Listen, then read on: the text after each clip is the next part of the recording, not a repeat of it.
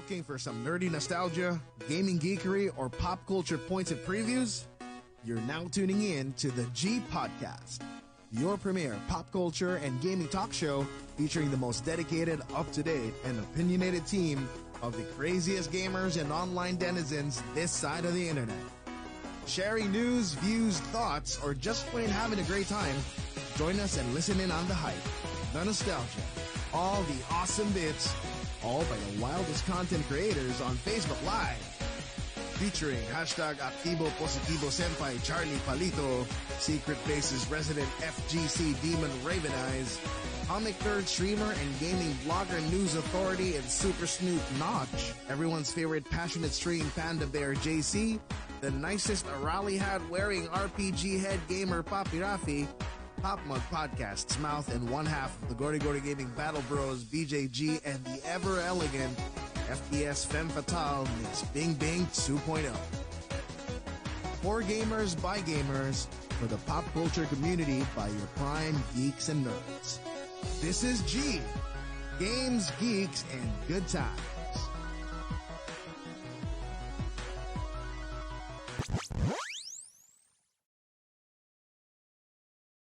Ladies and gentlemen, welcome to episode 22 of Gamers, Geeks, and Good Times. Welcome. This is the show by gamers, for gamers, geeks, and good times. Welcome mga kaibigan sa aming show this Wednesday. It is May 26th, and like I said, it's episode 22 now. 22 shows have come back, and we are still going to be talking about gaming, hobbies, comics, toys, movies, everything pop culture, and awesomely nerdy in between. This is your host, BJG, along with the guys of G, starting off with Captain Mike. Welcome, sir. Welcome. Hey. What is happening, everybody? Good morning, good afternoon, good evening. This is your captain speaking. And welcome to the G Podcast, episode 22. What is up? Sit back, relax. You know what time it is. Yeah. Very good, very good. Also fresh from a very, very busy day, YRP Gaming's Papi Raffy is in the house. Welcome, sir. How are you? Yes, hello guys. Good evening, everyone. And again, welcome to another G Podcast episode 22. Again, this is Raffy from YRP Gaming. Hello guys. Good evening. And yeah, and up next is my boyfriend is a gangster cosplayer for the evening.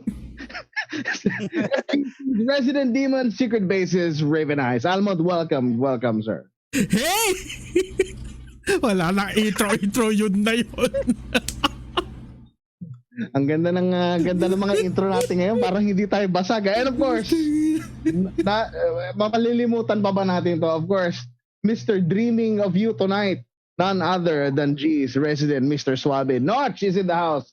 Tino, what's up, dude? Gusto ko lang batiin si Macho Man Randy Savage sa kanan ko. Ooh, yeah! Oh, yeah! Macho. Okay yung get up mo ngayon, brother. Ulit-ulitin mo yan, ha? Maganda yan, ha? Maganda. Siguro mainit yan. Sala sa init, sala sa lamig yan minsan. Headgear mo. Mga kaibigan, welcome to the show. Hello to our viewers. Thank you for joining us this evening, as always. This week, this is the last show, believe it or not. This is the last show for May. For May. Next episode, meron na po tayong it's now going to be our June, and watch out kayo next week. We have a very good pasabog for you next Naku week. po, yan June, patay tayo dyan. Marami tayong aabangan next month. Just say hello to our people. Yes. Right here. Jim Calimoso is here. Mr. Suave. Talagang Mr. Suave. Welcome. Magandang gabi. Lorenzo Inigo. Welcome. Of course, si Pinunong Stanley. Right there. Welcoming everybody to the show. Maganda. Kamusta ba kayo? It's been a very busy week, I think. You know, like especially for me. I've been out and about doing stuff. Kayo ba? Si Captain Mike, ito nasa kalsada to buong maghapon eh. Oh, so, I woke up at 6 a.m. Tapos, siguro natulog ako I only slept for like 3 hours. Dami lang kasing ginagawa. Probably that kind of week talaga na kailangan, yung lahat ng kailangan mo maging busy, doon lang sa specific day na yun. Tapos afternoon parang slide down na ulit. Ganun. Nice. Dahil nagsalita, meron tayong 18 stars from JM Kalimoso. Thank you. Maraming salamat. 18 stars. Kulang pa yan. Thank you. Dadagdagan niya pa yan. Magbukusa yan. Kaya mo dyan, Brad. Endorser ka na ba niyan? Ano ba yan? Baka nakulangan lang ng 0 yung ano niya. Taj T. Taj T. Ganda pa ng pagkakabili. Brad, ano flavor niyan? Uhaw ka? Cold tea. Ano daw? Cold tea. Taj T. Hindi, flavor. Flavor, gago. Nerds. Napaka-chicks, no? Nerds. Ano flavor mo? Nerds. Wow. Tapos si Chiri nagsabi, hindi mo imagine. Dapat ginawa mo na Tanduay Ice, pare. Oo nga, parang kailangan ito yung chaser ko eh. Ito yung chaser ko. Yeah. Uy, Ano yan? Vino Kulafo ba yan? Cheetah. Japanese whiskey. Japanese whiskey lang naman. Yung bote. Yung laman pundador light. Yung bote. Tarantado. Huwag kayo nagpi-flex ng alak dito. Baka mayari tayo. Baka ito na last show natin. Joke lang. Iced tea lang yan. So, inumin ko. Papakita ko sa inyo kung paano katamis. Sobrang tamis yan. Straight mo nga. Mapunta tayo sa madilim na bahagi ng internet. Ikaw paring mainit ba dyan? Paring Almond? Bakit? Binuksan ko yung... Randy Savage. Ooh, yeah. Kala ko Hogan eh. Di ba? Hindi, binuksan ko yung ano. Ang ganda ng banatan mo nung kagabi with microphone. Congrats mo sa... Nice. Alam mo ba, Nice. binanatan ko si Koray. Alam mo ba, binanatan ko yun. Binanatan ka na naman? Si Koray binanatan ko ng ilang beses. The Koray? Oo, si Koray mismo, binanatan ko. Nice. Ayos. By the way, guys, if you are interested, just head on over, get yourself a Fightcade.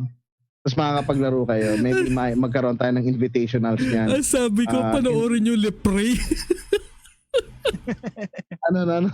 Sabi ko, panoorin yung Lepre. Replay ang sasabihin ko. Panoorin niyo po yung Lepre, mga guys. Parang sakit eh, no? Leprosis.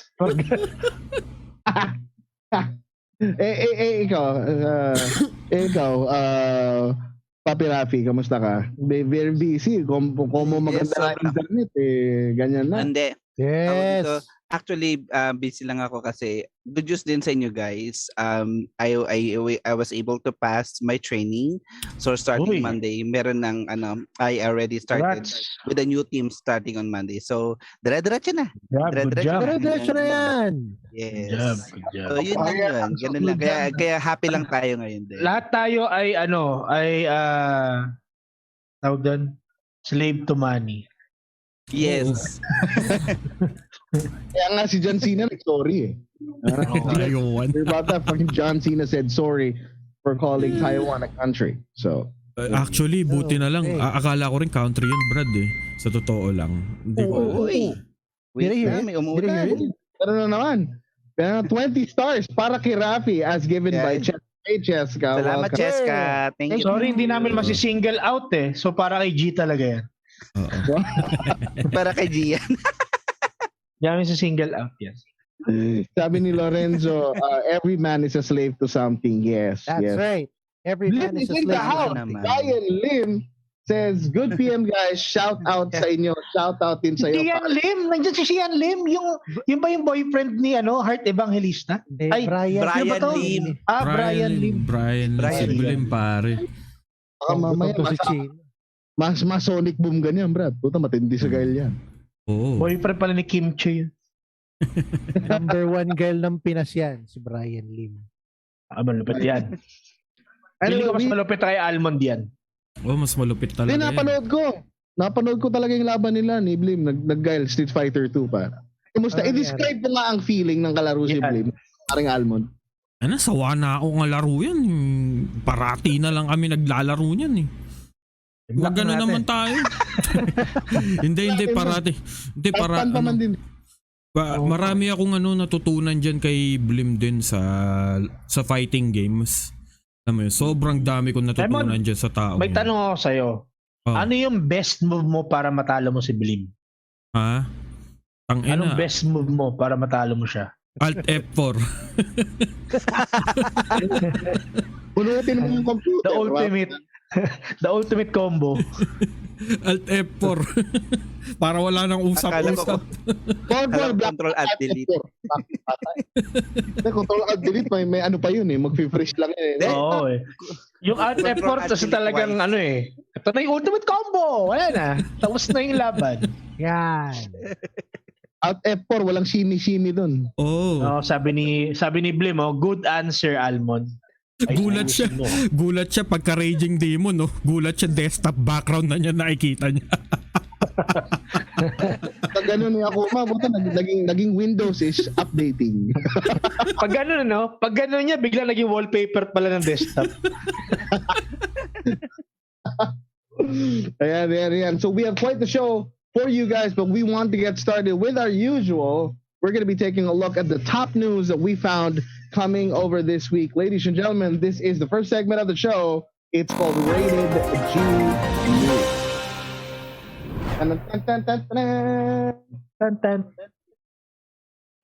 Our first entry for the evening is from comicbook.com. Ito is comicbook.com, talagang kailangan ini-endorse natin ito. Comicbook.com has just reported Timothée Chalamet. That's how you pronounce his name.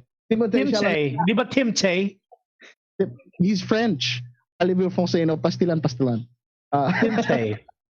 As Willy Wonka in a new origin story movie. We're getting a new Willy Wonka. Timothée Chalamet will play Willy Wonka in Warner Brothers' upcoming film, telling the character's origin story according to Deadline. Paul King directs the film titled Wonka, from a screenplay by Simon Farnaby. David Heyman is producing on behalf of Heyday Films, with Luke Kelly also producing. Michael Siegel is an executive producer, and the prequel is Warner Brothers' third film based on or inspired by Roald Dahl's children's novel Charlie and the Chocolate Factory. Gene Wilder gave a now iconic portrayal to the eccentric candy tycoon in 1971's Willy Wonka and the Chocolate Factory. Johnny Depp inherited the role when frequent collaborator Tim Burton put his spin on the story in 2005's Charlie and the Chocolate Factory. Chalamet is an Academy Award-nominated actor who stars in Denis Villeneuve's Dune, his first blockbuster, releasing later this year. For more information about this new movie coming up, head on over to comicbook.com/movie/news and look for Timothée Chalamet cast as Willy Wonka in the new origin story. Next entry into the news. Well, good news for everybody. God of War movie and TV show confirmed by Sony not to be in development. Yeah. Okay, and the news covered by comicbook.com. Alam enjoy ka na sana. Sony might currently be planning to release a new God of War video game later in 2021. But one thing that the company definitely isn't doing is creating a TV show or movie based on the action franchise. Despite rumors and fan theories circling over the past few months in relation to whether or not PlayStation Studios would opt to greenlight a series or film associated with God of War, the company has now confirmed that it has no such plans to expand the property into another medium this time. Very disappointing, if you ask me. In a new article from the New York Times, it was explained how Sony currently has many upcoming movies and TV shows in production associated with some of its popular gaming entities. From HBO's The Last of Us TV show to next year's long-awaited Uncharted movie. Sony has placed a heavy emphasis on adapting some of the most iconic video games into new iterations. However, a representative from Sony informed the publication outright that God of War currently isn't a franchise that it's looking to bring to TV or film space. While this could obviously end up changing in the near future, it's not something that is being planned right now. For more information about things that are not happening, check out comicbook.com/gaming-news and look for the God of War article over there. Pero ito totoo. Something great. Okay, medyo good bad ang dating natin. Something great that has been released, covered not just in comicbook.com but in many other news outlets and news media out there. Netflix's 13 confirms release date with a new trailer. It dropped last panoorin yan. It came in different languages too. Mm-hmm. Netflix has debuted the first trailer of its next original anime series. This is going to be controversial. Let's talk about this later. 13. Netflix sparked a lot of interest in the past couple of years when they announced they would be increasing their licensing and production of anime for the streaming platform, and this announcement including an official anime adaptation of the original comic series by Bujetan and Kajo Baldisimo's 13. Next year, Netflix had been keeping fairly quiet about this new adaptation, had been shaping up over the last year or so, but now we have gotten our first full look at the new anime with its first trailer. The first trailer for 13 also comes with a confirmation that it will be available for streaming starting on June 11th. Produced by Shanti Harriman and Tanya Yuson at Base Entertainment with the Legend of Korra's Jay Oliva as executive producer, 13 will be introducing fans to a mysterious and dark new world.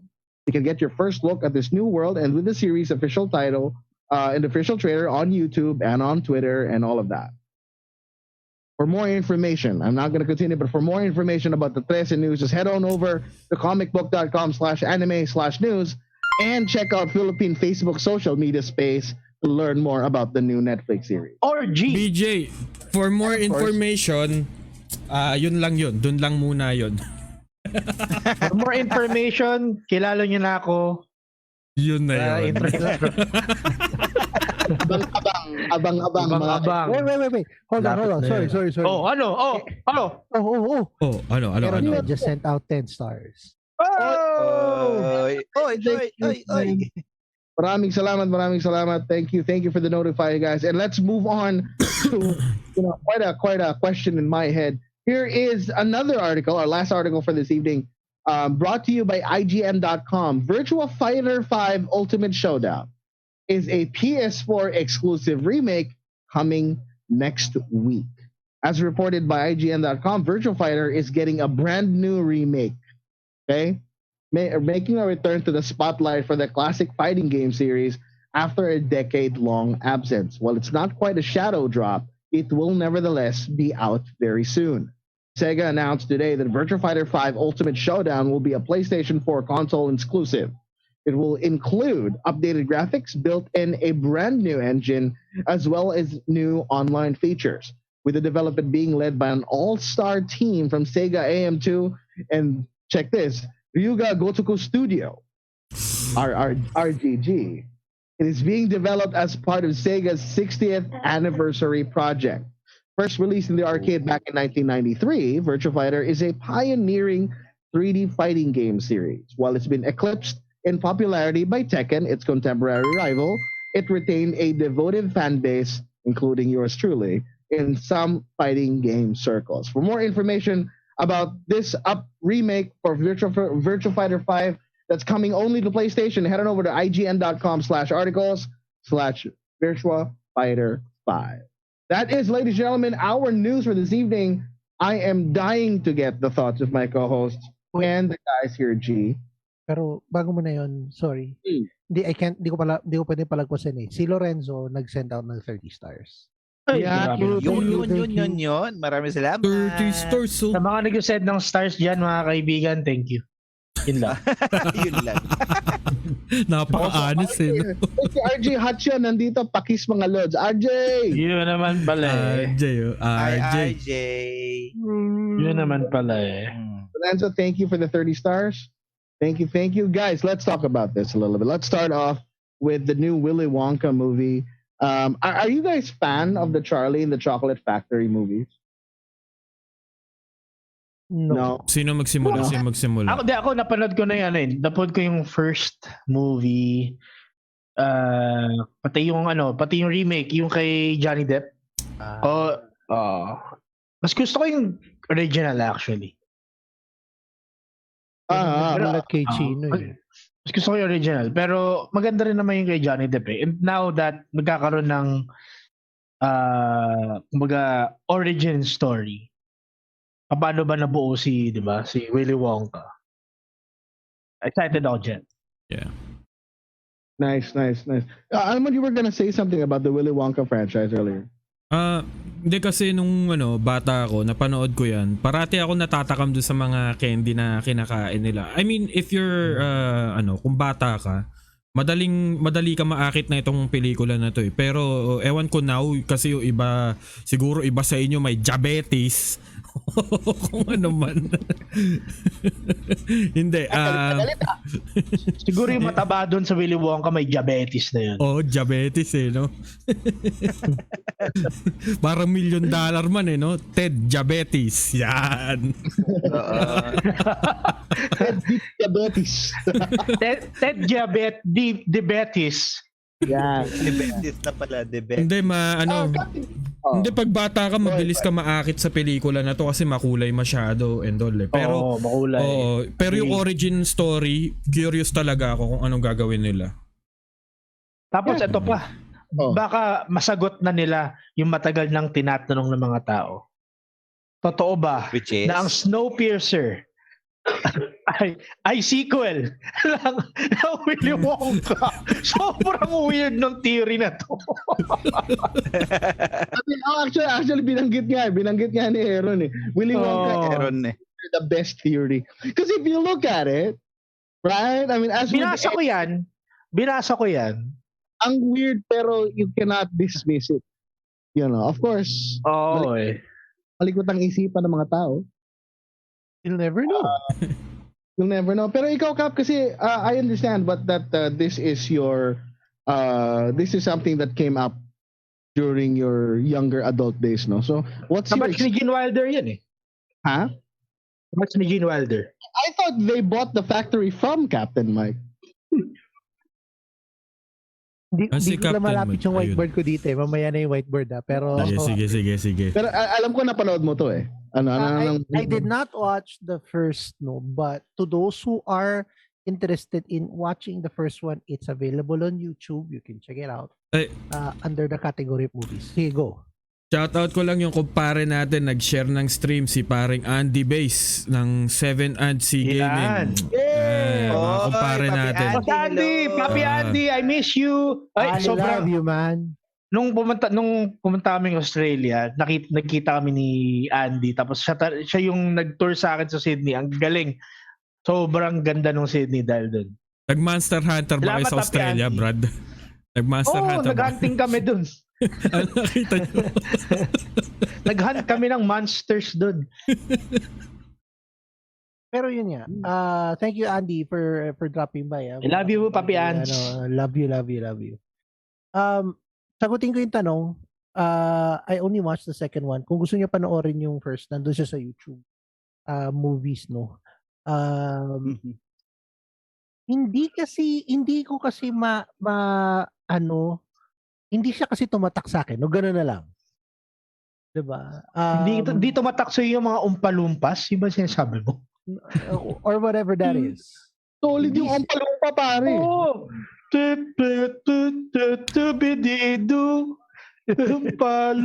I think tumatak na lang siya sa tao dahil sa memes talaga. Tumatak na lang siya sa tao dahil sa memes. Yun, diba? So, tingin ko, tama yung comment dito ni Lorenzo, no? Sana mapakita how the chocolate factory started, how Willy Wonka was created. Excited ako dyan. Maganda, sana magkaroon to ng probably part 1, part 2, and probably part 3, wherein yung part 1 yung creation, yung part 2 yung remake nila nung chocolate factory, and then yung 3 yung what happened after. Snowpiercer. Snowpiercer na yun. Yun yan. I'm not sure how the Snowpiercer will come in, pero sige. we'll take it with a grain of salt. But yun lang, that's it for me. Salt. Si Papi Andy, nag-comment si Andy. Let's just read what Andy said. All the best, guys. Miss you all. Tambay lang ako dito habang nag-aantay sa live update ng Monster Hunter Rise. Sabi sa'yo, pare, magma-Monster Hunter yan, Brad. Kasama si Chino. Pare, mas malupit pa mag-hunt ng monsters yan kesa kay Mila Jovovich. Ganun kalupit yan. Siya na lang nandun eh. World, man. If you're looking for Monster Hunter legitness, diba? Andy Bass will be the person for you. Yeah, 7 Ants Gaming. Alam niya yan eh.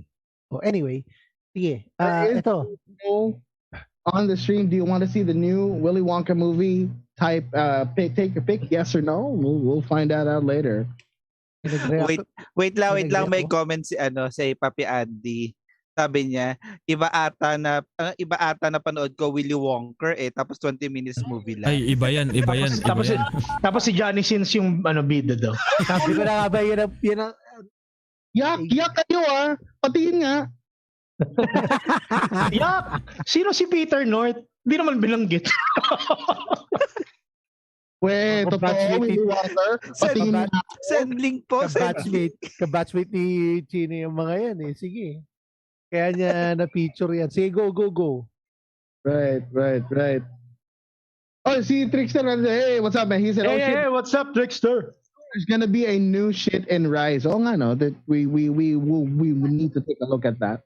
Okay, you know what? Let's talk about something that's not gonna happen. I find this article really written clickbaity. God of War movie and TV show confirmed by Sony not to be in development. What? What? I mean, not to be. What the hell? Well, okay. My personal take on this thing is that God of War, everybody's expecting it, so that's probably why Sony. Agree. Because the games are still making them money. I mean, that's what I think about it. What about you guys? Sino mga God of War guys dito? Mga PlayStation fanboy dito. Yeah. Si Raffy. Anong masasabi nyo that finally it is confirmed that God of War is not going to happen? How do you feel about it?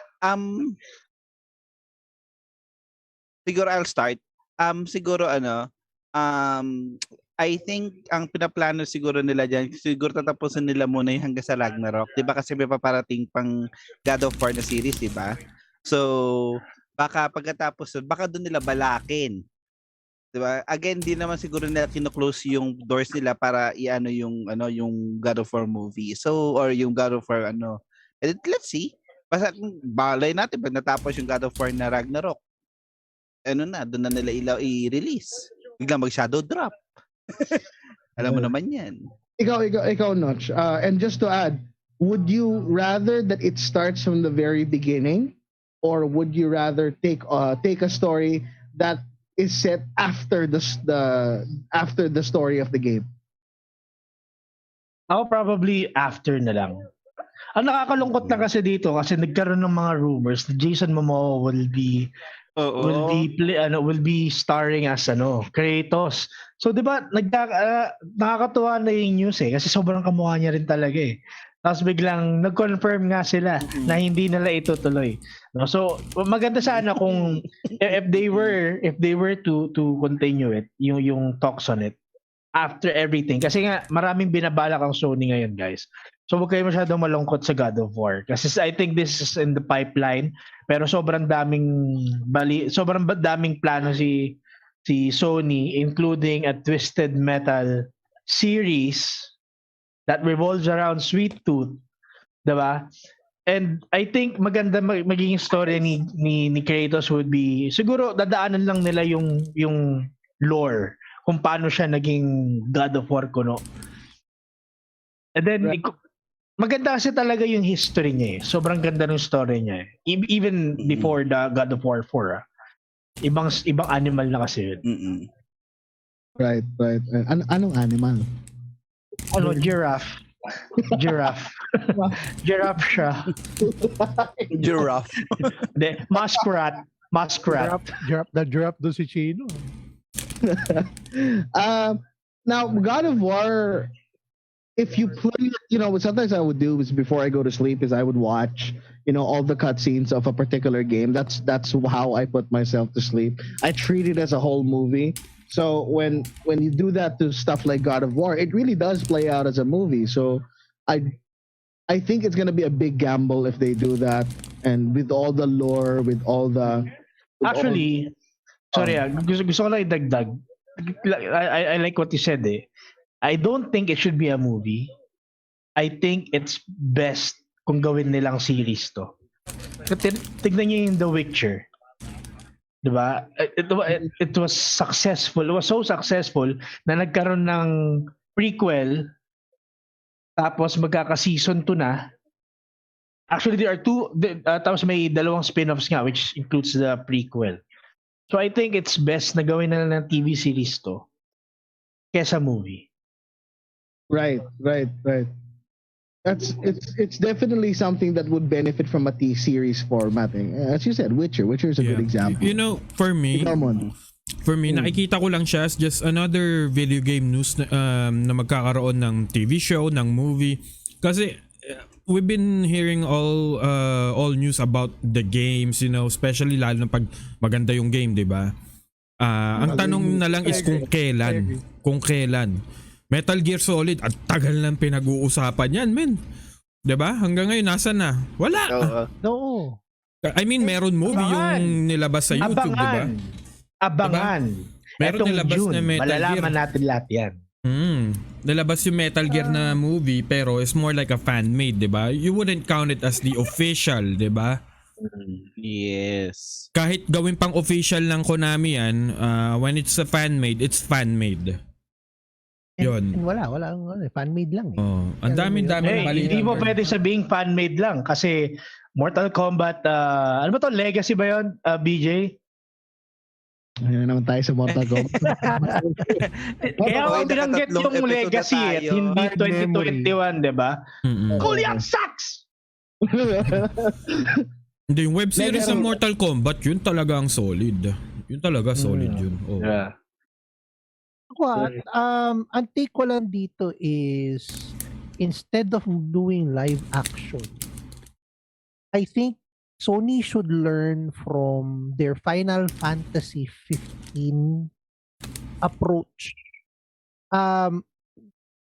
Nirelease nila yung Kingsglaive as a primer to the game somewhere around June, July of 2016, followed by the game Final Fantasy 15 somewhere around November. Kung ako bibigyan ng option nun, I'd rather have that approach. Magkakaroon ka ng movie, tapos probably series, tapos new game. Promotional movie, no? Oo. Parang kahit animated na, kahit CG na. Kaysa naman sa mag-create ka ng live action, magpa-flop, then people will throw tomatoes at Sony for not doing a good job. Ginawa actually yun. Kasi Assassin's Creed. putting games in movies has a very high expectation, especially to the people who played it and loved the game. So, The thing with promotional media though is it tends to be short. Kung naalala niyo yung Kingsglaive, diba? It literal for promotions lang talaga, and it serves as a prequel for the story of to make people buy the game. Exactly, that's it. Pero with the strong background or lore ni God of War, I don't think magugustuhan lang ng tao na magkaroon lang promotional media. Possible for Ragnarok, pwede. Pero I don't know. Katulad nga sinabi ni Trickster, it's a hit and miss. It will always be a hit and miss.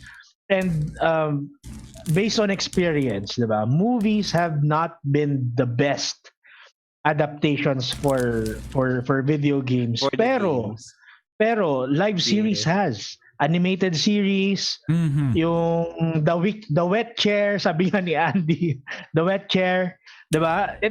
Medyo maganda eh. Iba yung naging creativity nila sa Dota, diba? Iba yung naging creativity nila when it comes to TV series. So, I don't know.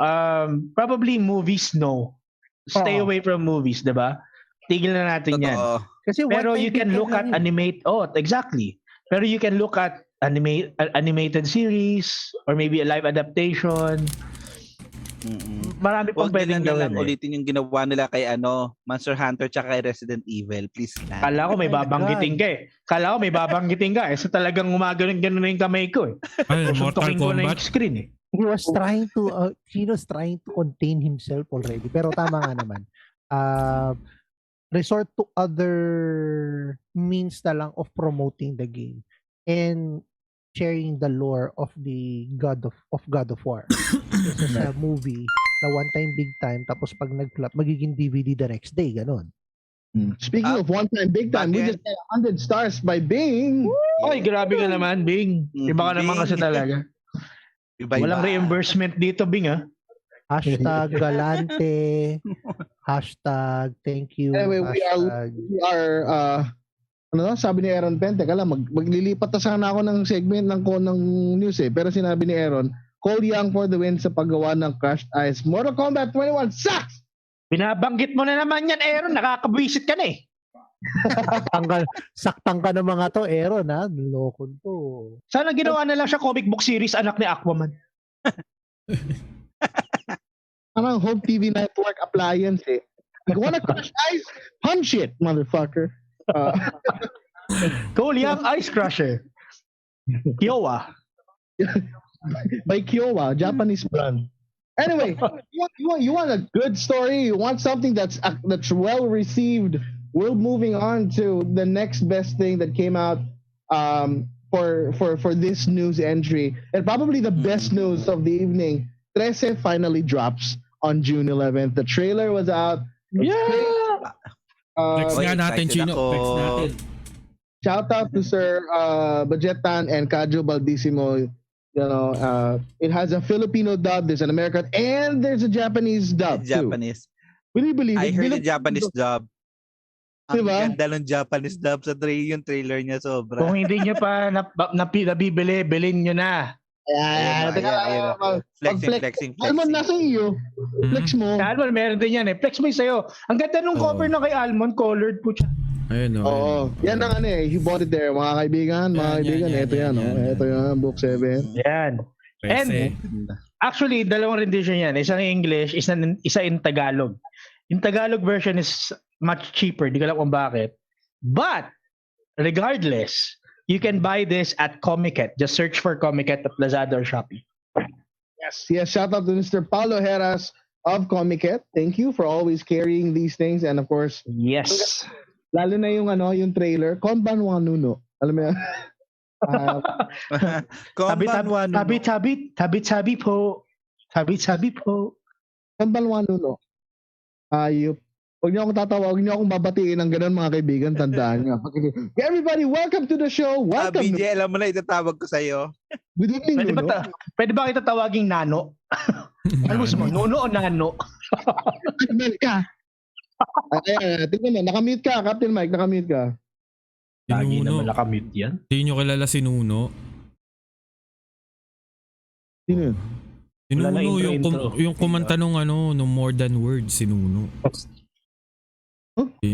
Di nyo kilala, no? Si Nuno. Sige nga, i-joke mo nga ngayon. I-joke mo.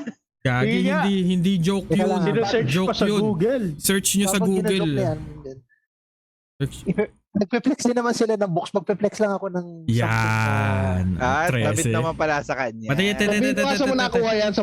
Teka lang, ipiplex natin yan. Bakit yung 13 naging 13 May? 13 May. Kasi mahaba buhok. Yung font yan, italic lang Bakit ngayon bold na? Bago ka Okay, so just for everyone's reference, so this is the limited edition Team Manila /13 collection na may signature Paklaro ko niyan. Ni Budget at saka ni Kajo. This was in way back 2011. Napanalunan ko to as a raffle. Oh. So napanalunan ko to as a raffle. Yan. Out of nowhere, explain ko lang kung bakit why should I be deserving of the free shirt. Kasi tapos nag-explain ako ng reason kasi that was the first time na and I even bragged about how yung promising approach ng 13 back then. Resume. So pagpunta ko doon, di mo nasa Manila ako noon, bumiyahe ako papuntang BGC just to meet Budget and Kadjo. Wala pa akong camera phone noon. So, yan yung ano niyan. So, it was signed by them. Kaya, pag yes. Did you just put it out like sign here? Sa otong. Nagpasign sa dede. Group. Guys, sa mga viewers dyan, hindi malayo.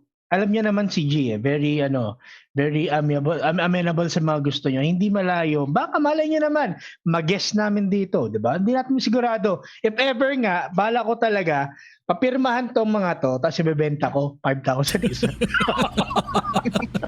Sama ng ugali. Pero, what is money? Everything. Kapahayop. Kaya naman pala eh. May balak eh. Pero you guys just watch out, watch out. Ako, what I can say about this trailer is just, it shattered expectations. It's been going on. The rumors have been going on for quite some time. One of my favorite stories, or the stories told in this book, in 13. It's really fun. Watch out, guys. Kayo ba? Where were you when it dropped? Oh, by the way, JM office 18 stars again. Grabe naman to si JM, 18 stars na naman. Ito, bibigyan ko lang kayo ng ng some facts para mas lalo kayo ma-excite sa 13. No? So 13 actually has a lot of Pinoys, if not all, majority of the cast Pinoy. Nicole Scherzinger, na mahirap sabihin yung apelyido niya, parang Worcestershire sauce. Jet Li na lang, Brad. Pag nahirapan ka dun, Jet Li na lang sabihin mo, mas madali. Nicole Jet Li. Yan. A.K.A. Scherzinger. Isa siya doon. Dante Basco. Kilala yung si Dante Basco, di ba? Oo, si Sahok. Dante Basco. Batarang! Lou Diamond Phillips. Lou Diamond Phillips, of course. Nice. Isa yan, yep. But if you are if you're watching the Good Place, if you watch The Good Place on Netflix, one actor from there is also part of the cast. Of course, this is aside from the Filipino cast. Alam ko may Filipino version to eh. Kaya nakakatuwa. Yes.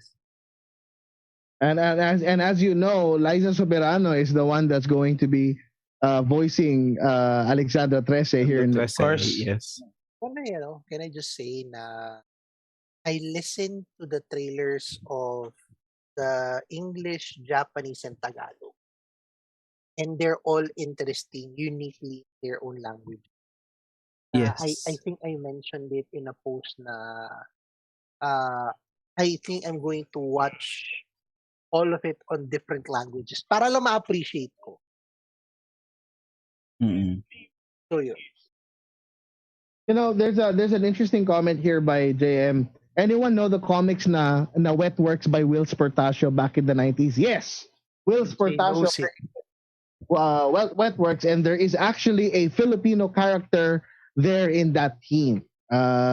Yung blue gold symbiote. I forgot his name right now, but that's a Filipino guy. Ang gamit pa niya Arnis eh. So this only proves to show, that goes to show that Filipino content is making it out there. Making it out there. Congratulations. Provided that they're given the right network. Yes. Soar. And the right connections. Ano yan, Papi Raffy? With the right connections, with the right people na will handle the story itself. Nako, it will fly high talaga with flying colors pa. Correct. And the caliber of storytelling naman kasi by Budgetan, and of course, the art, the very unique art style of 13. Kasi let's face it, what caught our attention was that it's in black and white. It's very manga, but it's very graphic. It's very, very detailed. So yes. Looking forward to it. June 11th. June is a month to watch out for in G. Stay tuned. you might just get something coming to you. And then to end this, nako. What? To end this segment, Virtua Fighter 5 Ultimate Showdown Remake PlayStation. Really? I saw this. Actually, it was Almond who brought it to our attention. And I was resting last night, just trying to clear my head for the show. And I saw it, and the first thing that I look for is, where is 6?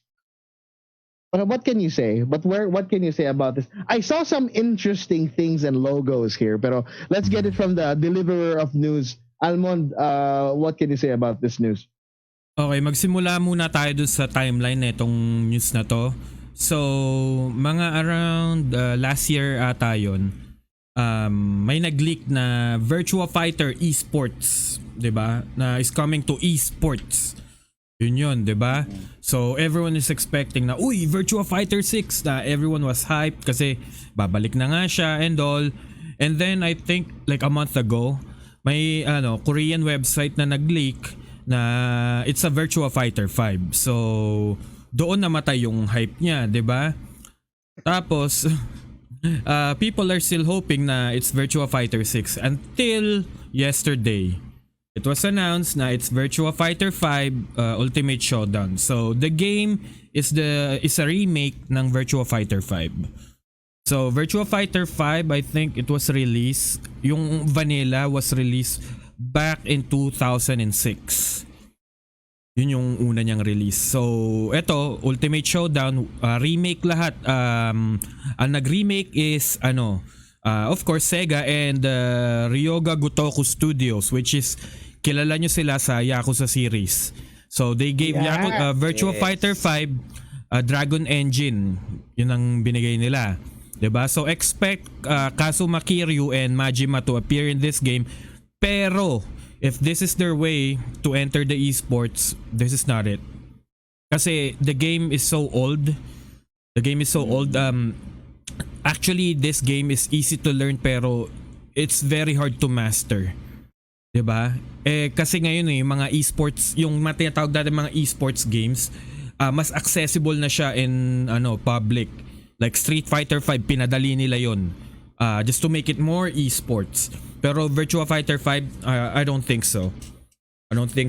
Pero I mean, the game looks okay. Pero walang mention ng netcode about sa mga mahilig mag-online games.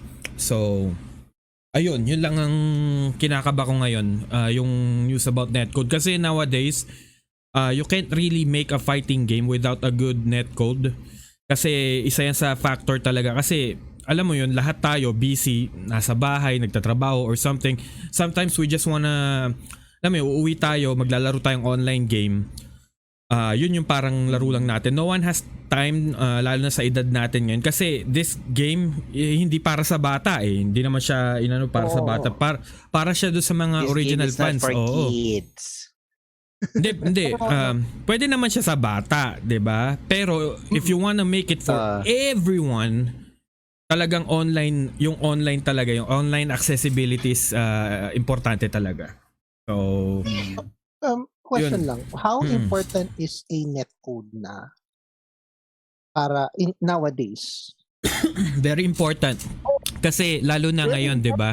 Nakita natin nung close down yung mga events, mga offline events, lahat nakabase sa online. The nationals today, 'di ba? Online, 'di ba? So pag pangit ang netcode ng isang game, hindi siya accessible. Let's say naglalaro ako dito from US, tas ikaw sa Pilipinas. So maglalag tayo pareho na kung hindi maganda ang ng game, yung online mode niya, kung hindi maganda, maglalag tayo. Kahit gaano pa kalakas ang internet ninyo. Parang 2K yan eh. It's a never-ending problem with 2K as well. Yep.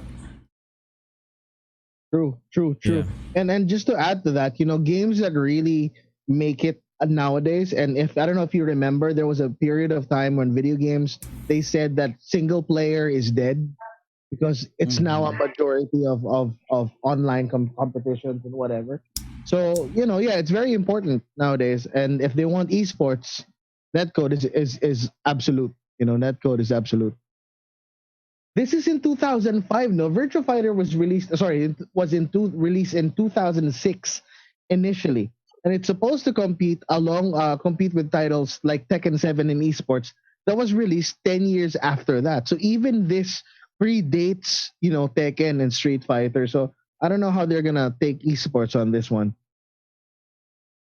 Yeah. Imaginein mo, di ba? Hindi, imaginein mo, BJ. This game was released to compete with Tekken 5 at that time, yung Dark Resurrection. Oo, ngayon nasa 7 na tayo, Tekken 7 na tayo, tapos Virtua Fighter 5 pa din ang game. Come on, man. Yeah. It is really sad. Basahin ko lang yung comment dito. It's really interesting. Kasi minention mo na sila Majima and Kiryu. Sabi ni Joshua, apparently they're giving characters new moves. But no, Kiryu isn't going to be in any fighting game. Because according to Nagoshi, Kiryu don't fight women. Oh, sinabi niya yan. I think it's just, they just don't want to give it to Tekken. Right. The problem with netcode with fighting games is they're mostly designed for jam-packed areas like Japan. It would never work for the US because of the sheer size of the country. I think so. That's a valid point. Another news that we didn't talk about though that happened just now is the Blood Moon. Did you guys get to see the Blood Moon? Here, people in the Philippines, because Jacob and asking Joshua saw the Blood Moon. We have a very wide area sa labas, and he would have seen it. Unfortunately, I could not see it. But just to give you guys a little trivia, the Blood Moon or the eclipse has a very important Filipino cultural context. If you guys remember, it is said in Philippine legend, and it is captured in pop culture everywhere in the Philippines, that the great serpent Bakunawa has swallowed the moon. Ganon.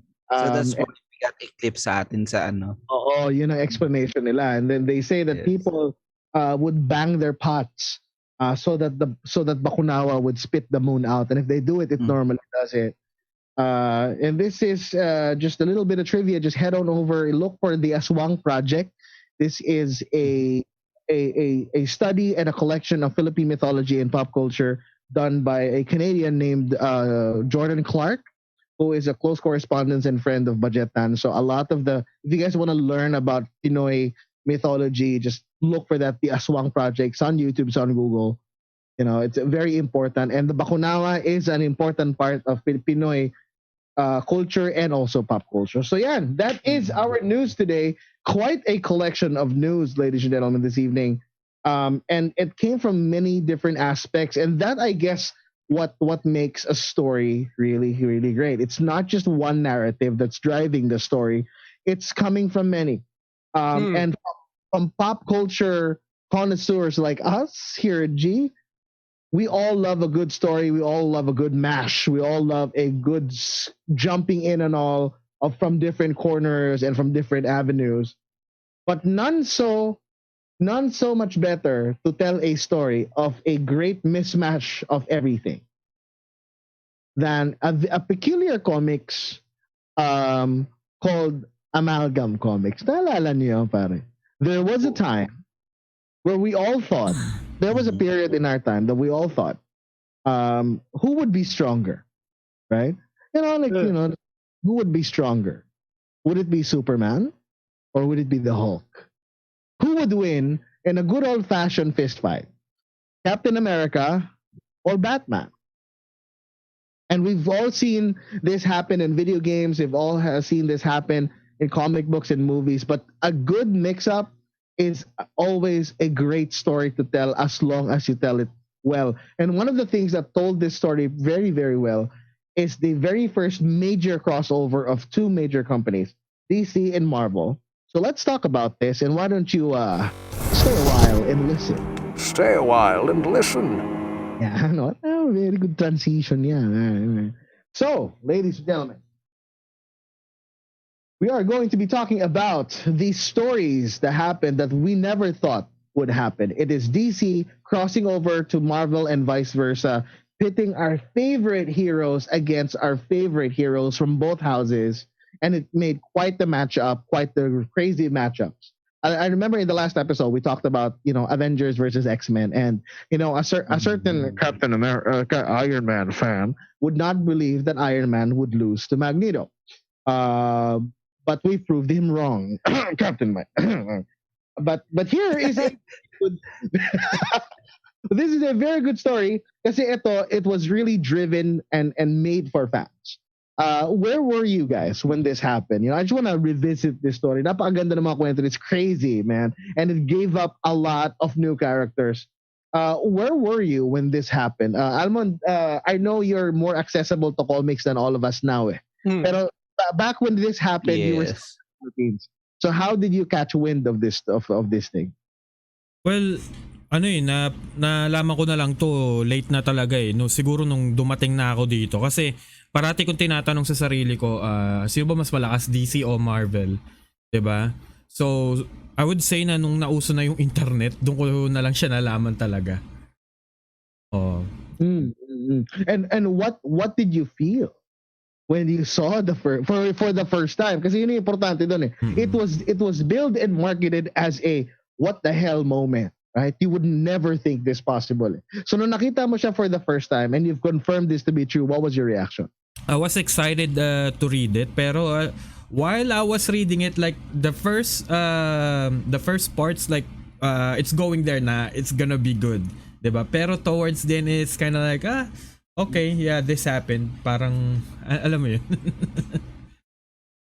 Right. Though it's not one of the best written stories in either house, in either company's history, it certainly made the most fan interactions. Captain Mike, when you saw this, you're a superhero guy. So who did you think would win initially? Is it going to be Marvel? Is it going to be DC? This is setting the brands. Hindi naman, kung characters na talaga, isipin ko characters, I would think it's Marvel. Kasi yung mga superpowers talaga nila, yun yung thing kung magdo-dominate dito sa entire series na to eh. With the characters na nandun sa series na yun, my best bet sa Marvel side is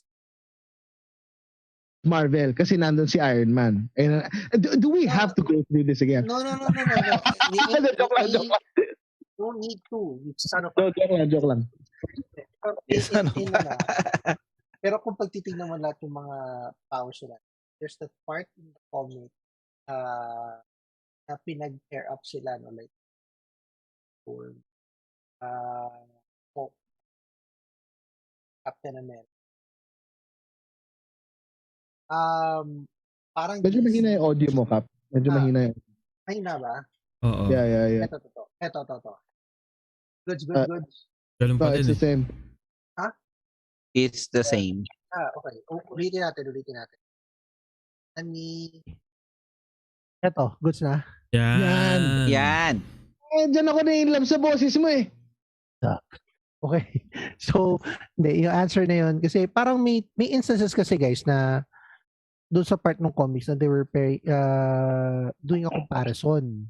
Batman versus Captain America, we have Superman and then the Hulk, and then we got like Wonder Woman and then Storm, no? At least doon sa pages ng comics, they're making comparisons. And I see pa lang based on their powers na DC is at a disadvantage. Kaya I voted not because of whatever you think it is. Okay. So, yun. Wow. No. Actually, you're the first one to say that. Almost everybody that I thought, that I spoke to, thought that it was a mismatch. Yes. It doesn't jive. Ikaw, Papi Raffy, I mean, you've seen Marvel movies, you've seen DC movies. If you keep it at that, and then you saw this comic book, would you think it was a fair fight?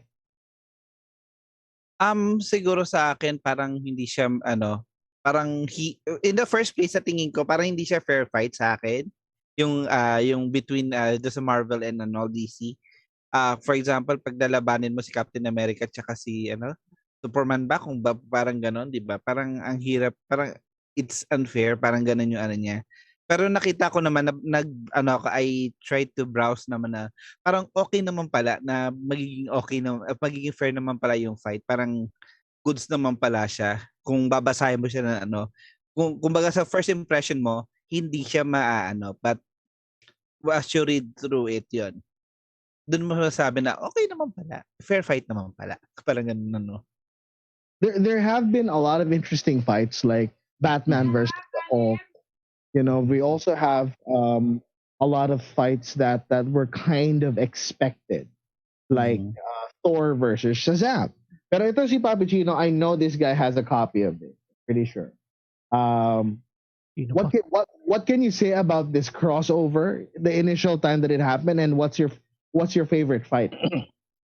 Ano naman siya, it has always been fanfare naman kahit naman yung Amalgam Comics, it's just a continuation of the DC and Marvel team up. So katulad ng sinabi mo, the stories aren't the best, pero ang ganda lang kasi if you've been reading comics nung bata ka, nandun lagi yung tanong na sino kaya mananalo, si Superman o si Captain America, si Wolverine or si Batman, di ba nandun na and with the coming of the DC and DC versus Marvel tie-up, nakikita mo na dun di ba, Iron Man and Magneto, come on, sino kaya mananalo dun?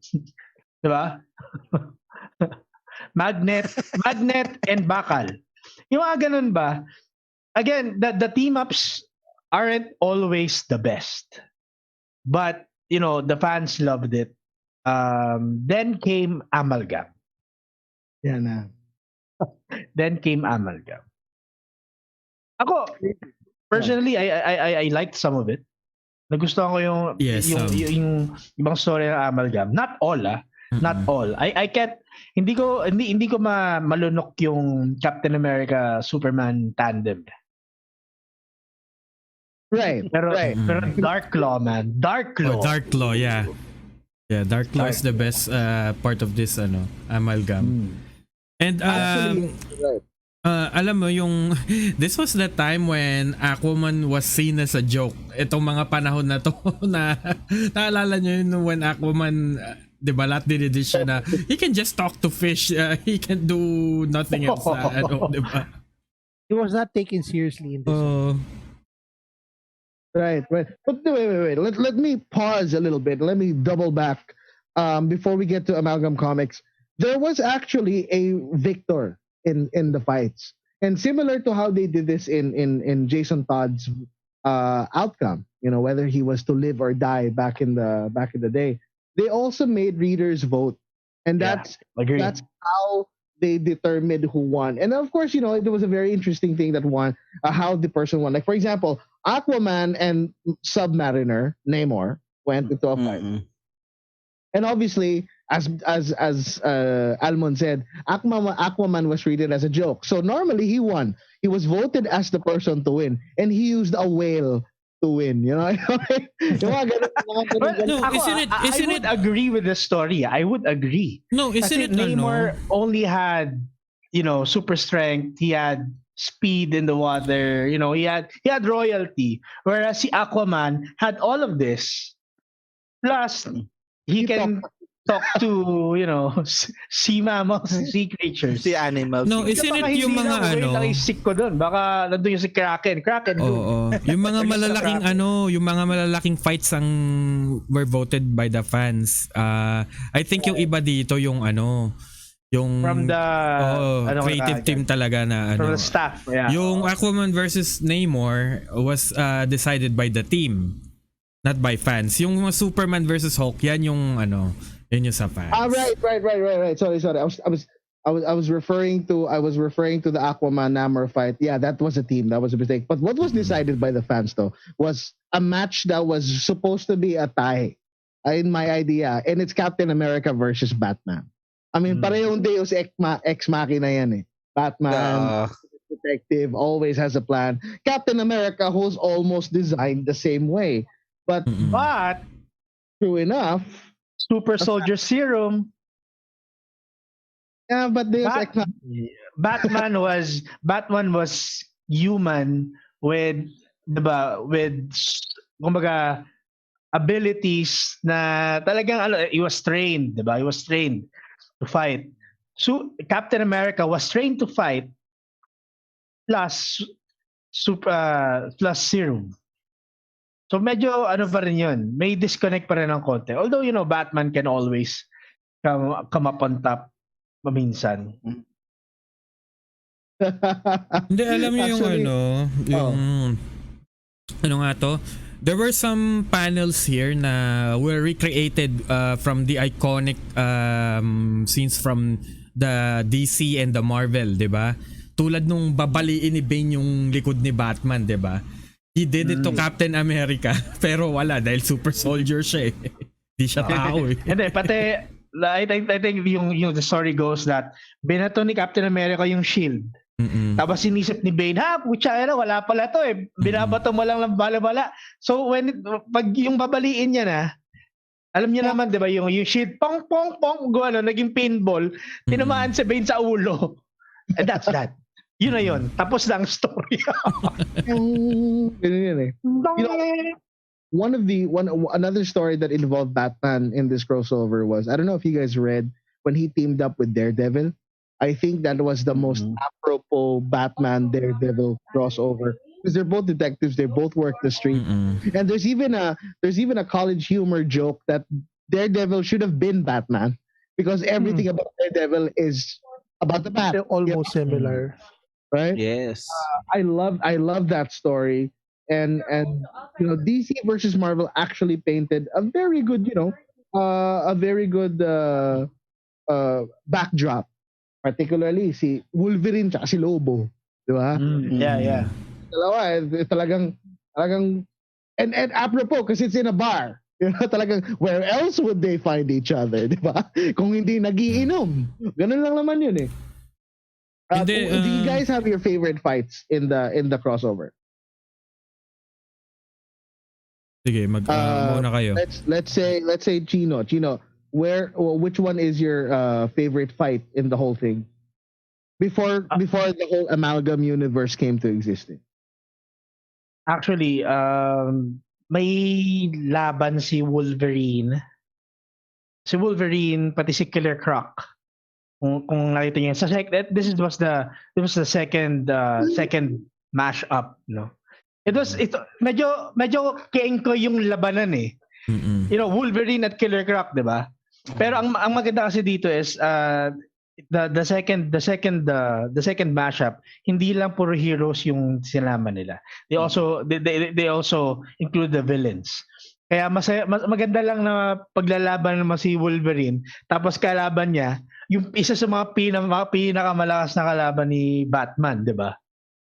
Nagbugbugan sila, and during that story actually, nagkaroon ng natawa ako dito kasi during that story, meron parang may isang segment doon na may isang tao pumasok sa isang store. Doon sa store na 'yan, nakita niya may mga Pinky and the Brain merchandise. Sabi niya, bakit Pinky and the Brain merchandise? Sino to? Dati, nasan yung X-Men comics ko? Talaga they're playing it off as a meld of the universes. Nakakatuwa lang. Right. These things that happened in the DC versus Marvel, I like the fact that they put a play and a spin on the actual real world implications. Like when Batman had to face the Hulk, pinatulog niya si Hulk. Spider-Man also became face to face with Superman. And Ben Reilly Spider-Man to Ben Reilly Spider-Man. Ben Reilly, yeah. Not Peter, right? I don't know. So I think that was the second one. Yung second one ata yung Ben Reilly. The first one alam ko si Peter Parker. Wasn't Peter Parker yung first one? The first DC vs Marvel. Yeah, yung amalgam. The amalgam is Ben Reilly. Pero yung naunang Superman tsaka Spider-Man. Yes, si Peter Parker yun. Correct. Kaya Captain Mike, Papi Raffy, which Marvel versus DC fight did you pick in the comic books? Captain Mike ka muna. Captain Mike. Ako yung laban ni ni Shazam at saka ni Thor. I just find it entertaining. Kasi it's lightning and lightning. So, pauta ka na lang talaga. Isa was about has his powers. Both have lightning. Pero itong si Shazam nga lang can transform to a kid into the similar dun sa movie if you haven't watched it. Tapos, while they were fighting, nawala yung Mjolnir ni Thor and someone from the DC universe picked it up. And that was in... Sobrang bagay na bagay yun. Yeah. Nagulat din ako dun eh. I'd like to think na sobrang bagay siya. No, it's a big deal kasi no one outside the comics has picked it up. Talaga si Wonder Woman lang talaga. Well, Captain America almost did. Almost. Gumalaw eh. Pero this is not the movies sa comics gumalaw. Pero with Wonder Woman, who else? Besides, well, Superman, I guess. But who else would be worthy enough to hold that Mjolnir kung hindi si Wonder Woman? The child of mythology, ba? Wala nang iba eh. Kasi si Wonder Woman nga naman was child of mythology din. Thor din. So, when that happened, so parang siguro nagkaroon din ng connection to that eh. So, ang ganda nung pagkakagawa nila ng story na yun na dahil nga naman si Wonder Woman and Thor belong to the same timeline, parang it would be fitting nga naman to get it from there. True. There's even this picture of Superman holding Captain America's shield and Thor's hammer. That's weird. Wasn't that fan made though? No. That was really that's on the Wikipedia, dude. I mean, oh wow. Weird. Alam ko fan-made yun. Ito yung sinasabi ata ni that's Manowar. Si Manowar. Si Manowar. Ayan, hindi ko matake. Parang si kamukha ni US agent eh. Hindi ko talaga siya matake, pare. Parang siya bold star eh. Right. So, okay. So si Papi Raffy, which fight did you find most interesting? Ako, ang most interesting sa akin, nakita ko ito. Saan yung camera ko? Yan. Ito, yung si Superman, tapos si Captain America. Si Superman ata, parang may naka-machine siya. Yung nakita ko. Super Soldier number 1, yung niya. Parang sabi ko, Superman, tapos parang naka-steel something na may armor. So parang parang interesting sa akin yung naka-steal na si Superman tapos lalabanan pa ni parang talo pa rin to sa si Captain America rito, pero tingnan mo, pag nakita ko yung comments parang parang nawasak pa ni something parang ganun yung ko. Yun. So yun na nga. So ito na nga, right? So ito no. Naghalo na sila. In the story, eventually the conflict had to be put to a halt. And it was a combination of the works of the Spectre and the Living Tribunal, and it created a new universe called Amalgam Universe, where you now have a mishmash and what do you call this? A combination of all the superheroes, which may or may not have produced all good characters. Okay, I mean, some of them are okay. Natawa ako.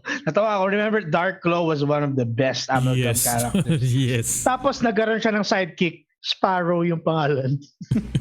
Diba, si Sparrow? No, pinilit talaga. Yun yung word dun pilit. Although Dark Claw has an arch nemesis, and which is aptly named Hyena. Si Joker, tsaka si Sabertooth. Hyena nga naman, no? Tama nga naman.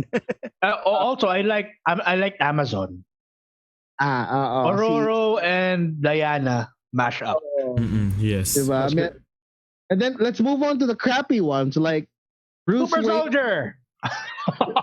Wala pa, Bruce Wayne, Agent of S.H.I.E.L.D.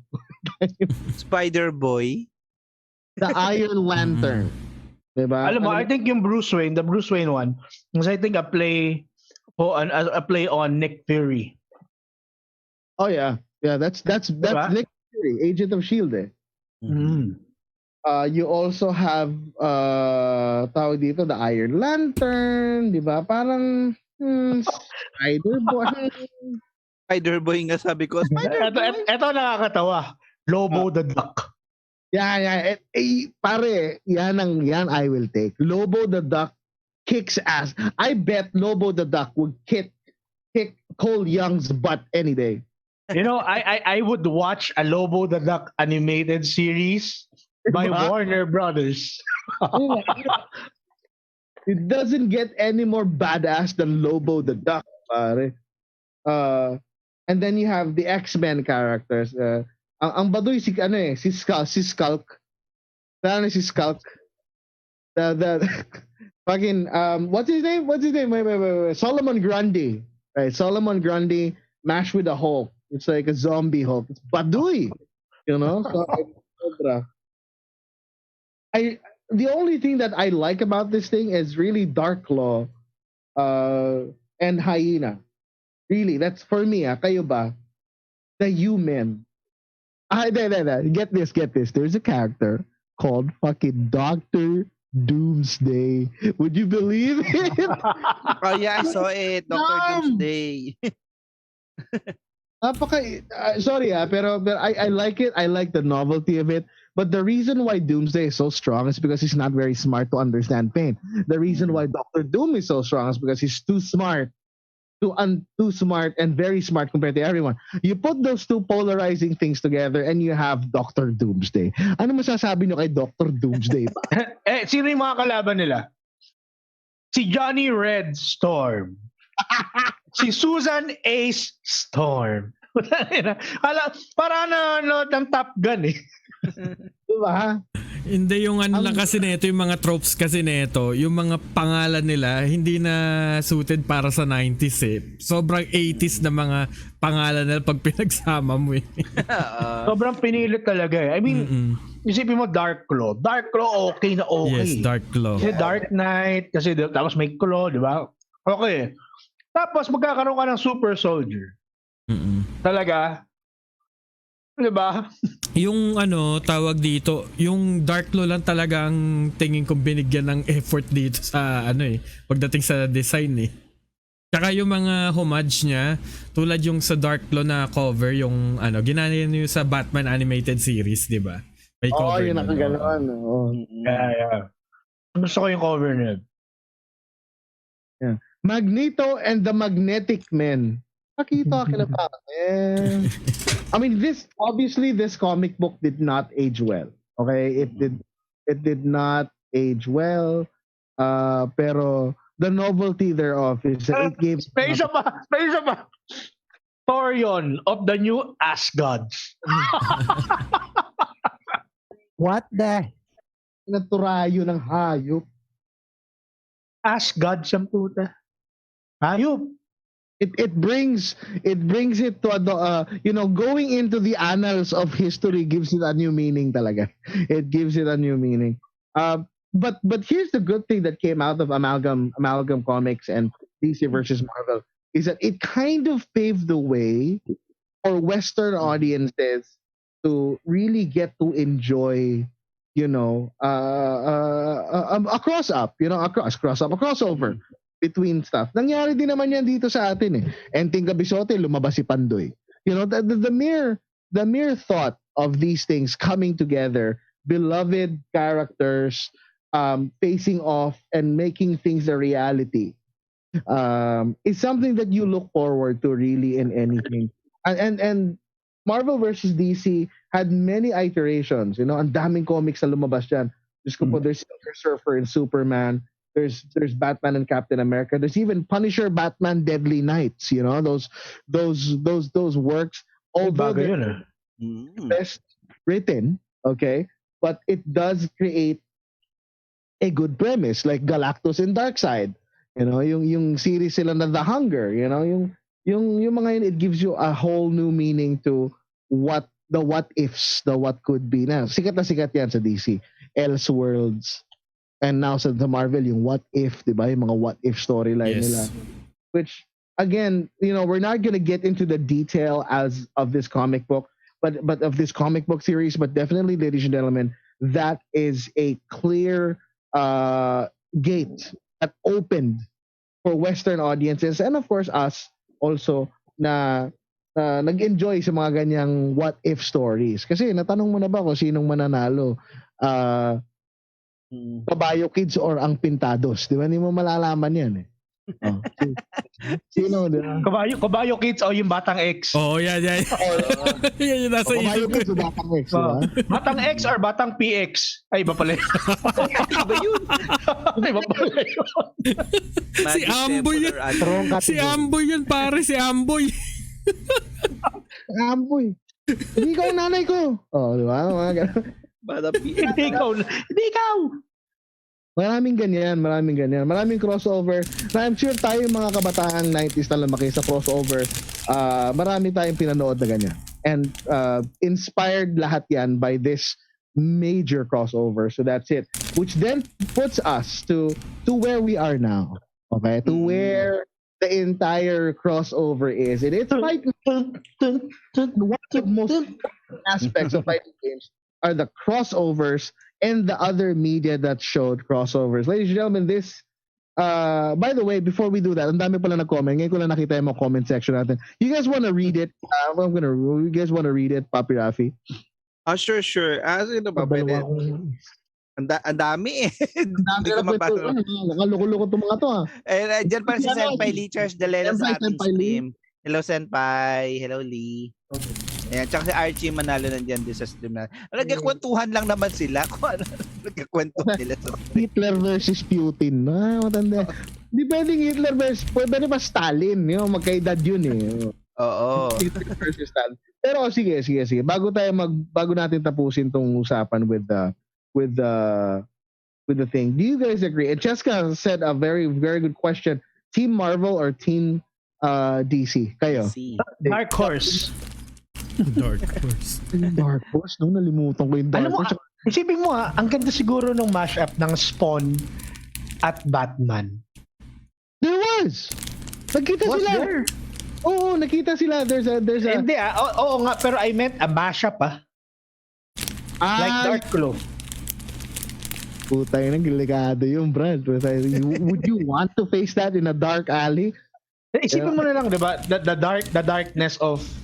dark and grittiness of Batman paired with Spawn's demons and si Joker, sino yung kalaban niya yung malaking bibig? Violator. The Violator.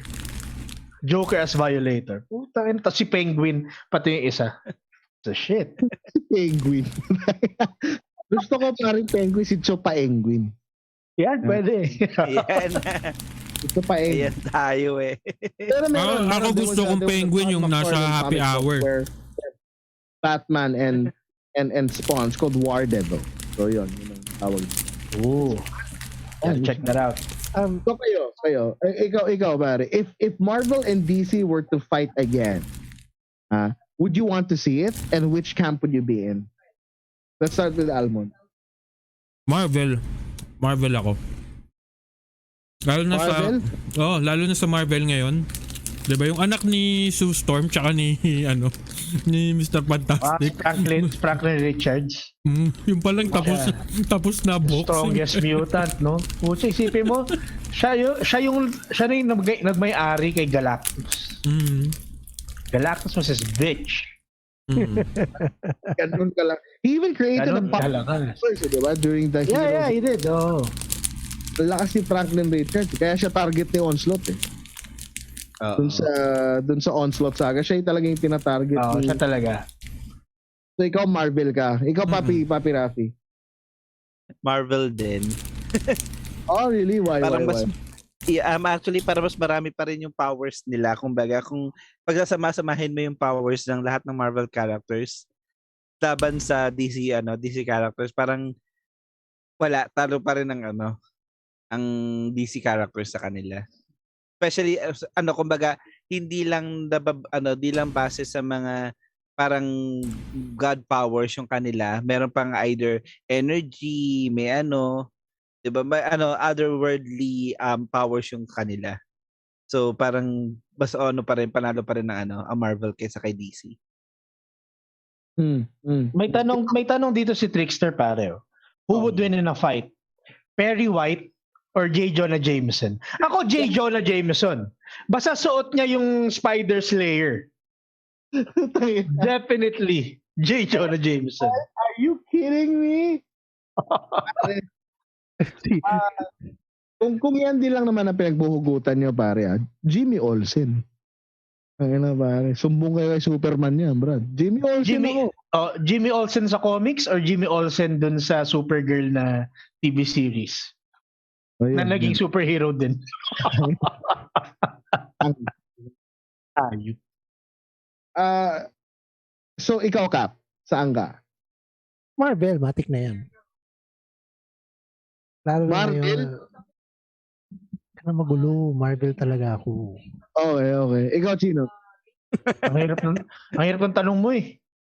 Talagang mahirap sa iyo yan eh. Talagang yan ang mahal natin pareho eh. Mahirap sa atin dalawa. Kaya ako nagtatanong eh para lusot ako. I'd like to say DC. Pero Marvel kasi talaga yung kinakahiligan ko talaga eh. Pero may laban ng DC. I'm sure. Yeah, may laban kung may laban talaga. Ayaw talaga pumili ng isa lang ano.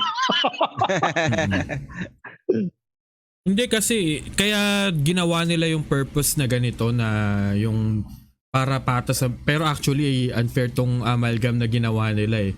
Pero I'm sure siguro i-fix nila yan sa upcoming na DC versus Marvel na game. Malay nyo, 'di ba? Sana ipasok si Darklo. Kahit si Darklo lang. Tanggalin na natin si Sparrow. Sparrow. Ayun. Pero mo yun, i-DLC nila yun, no? Marvel versus DC. Tapos DLC. Okay. Yun yung easy buy. Yun yung Akuma nila, si Darklo. Easy buy yun, promise.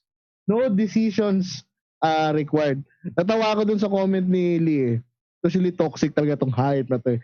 Ang sagot toxicity yun talaga. Sagot ni Cap, who yung pipiliin sa Marvel versus DC? Ang pipiliin daw ni Cap, 12 Disciples. Hayop talaga, 12 Apostles talaga. yun ang X-Men nung panahon niya. The 12 Apostles.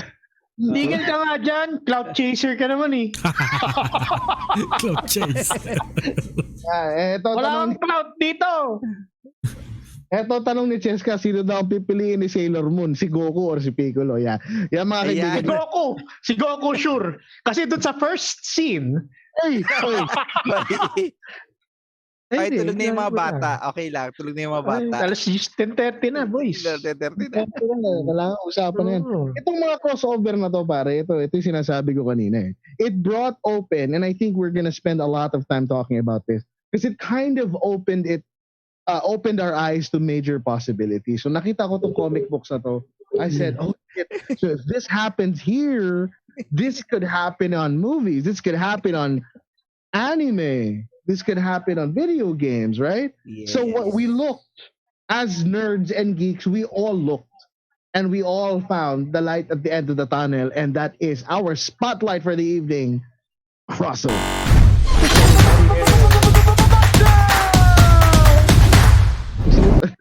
So, titignan niyo po, nasa ilalim, makikita niyo, nasa ilalim ng sign. Ito, crossovers, major component of every pop culture title, movie, game, comic book, anime. Crossovers are a huge thing for us nerds to enjoy. If you will see the posters around me, mga kaibigan, yung mga ganito kami sa G. By the way, bilan na naman kami ng bagong TV. Salamat po sa mga nabibigay na start. Teka mo, luma pa na TV ko, oh. Ayun, Papi, tignan nyo. May makapag-upgrade. Pero nakikita nito mga posters nito. These are the pinnacles. Pinnacles of crossover. Huwag kayo mag-alala lang dyan. Si Lee Charles Dalena mag-send ng stars yan. Pandagdag. He owes us. Wait. Before we continue, he owes us. Walang clout dito, hoy! Walang clout dito, hoy! For my 10 and above. Walang clout. Yeah, teka. He owes me 10,000 stars for my 10 and above. Yun naman pala eh. last stream ko for Call of Duty, ha. Oo nga, nandun ako.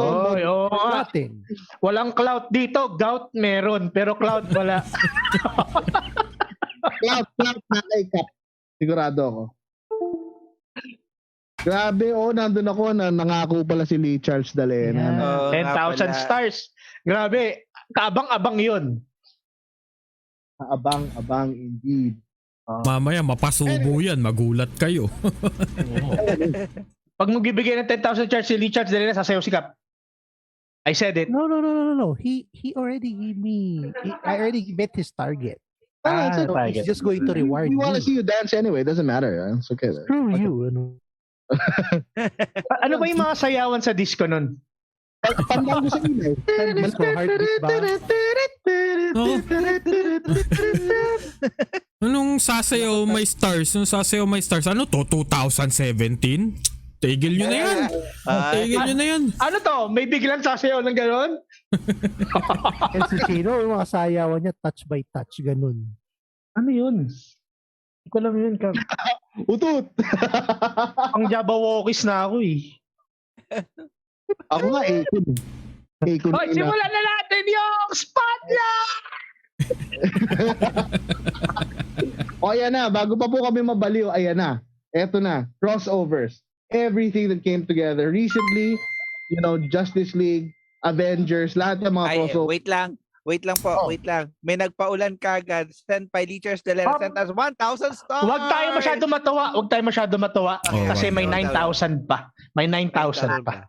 Pero marami Keep it coming. Thank you, pero keep him coming. Keep it coming. Hindi ka pa mapapadala. Yan. Konti na lang, magpapakita na ng utong si BJ. Gusto mo ba talagang makita? Sayaw lang daw, no touch. Sayaw lang, no touch daw, no touch. Sayaw lang. Bawal touching. Bawal touching. Oo. Sige. Topless stream, sabi ni Cheska. Anyway. Cheska, baka last day na natin yan pag ganun. Pag ginawa natin yun, last day na natin yun, matik. Sabi ni Lee Charles na, bakit 10k stars? Scammers kayo, parang kayong namigay ng gaming chair. Sabi ni Jacob Dan, gout chaser. Tandaan mo. Yeah. I like that, Jacob. I like that. Pero gout chaser. Ayun na. 100 lang. 100, wala po akong pera. Salamat. 8,900 na lang. Inibilangan ka talaga na ito. And G on its own is a crossover. Yes. Our guys from different walks of life. We are different content creators all coming together. And when there is a crossover done and done well, astig ang kinalabasan. Emphasis on the well. Yes. Curious ako sa pinanggalingan ni Chino tsaka ni Raffy. Ba't ano sabihin ko sa kami naggaling? Wala lang. May Easter egg nga kay BG eh. Diba? If you just, look around. Nagagalit si Macho Man Randy Savage dito sa gilid ko. Yeah, brother. Yeah, Hulk Hogan. Ayan, isa pa. Wrestling is a huge crossover. It's a huge business built on the idea of crossover. And sorry. Bakit ba? Ano yan? May comment lang si Lynn, natawa lang ako. Hindi ka lang magaan. Hindi ka sabihin. Hinihingi star sa akin ni Chino. Gago. Agree. 100 lang tuloy yung pinadala. Ilabas niya na. Labas na yan. Mga mamaya, kung saan pa crossover yan. Hold on. Si Jacob nagpa-request, Brad, mga kapatid, sabi niya dito, sabi niya kay Almond, isa naman dyan. Oo nga, Mon, isa naman dyan. Ako mag-give sa'yo, 1, 2, 3, and. Oh yeah! Wala eh. Tatlong Yossi pa, makukuha ko na yun. Tatlong Yossi pa, oo nga. Wala yung raspiness. Oo. Wala yung raspiness. Baka next week, Ric Flair naman ako. Wow! Gagano, no? Grabe. Oh, ito na. Marami tayong pag-uusapan dito, mga tropang crossover. Godzilla vs. Kong, Avengers, Endgame, Justice League, Dawn of Justice, and it's a very huge component of the fighting game community.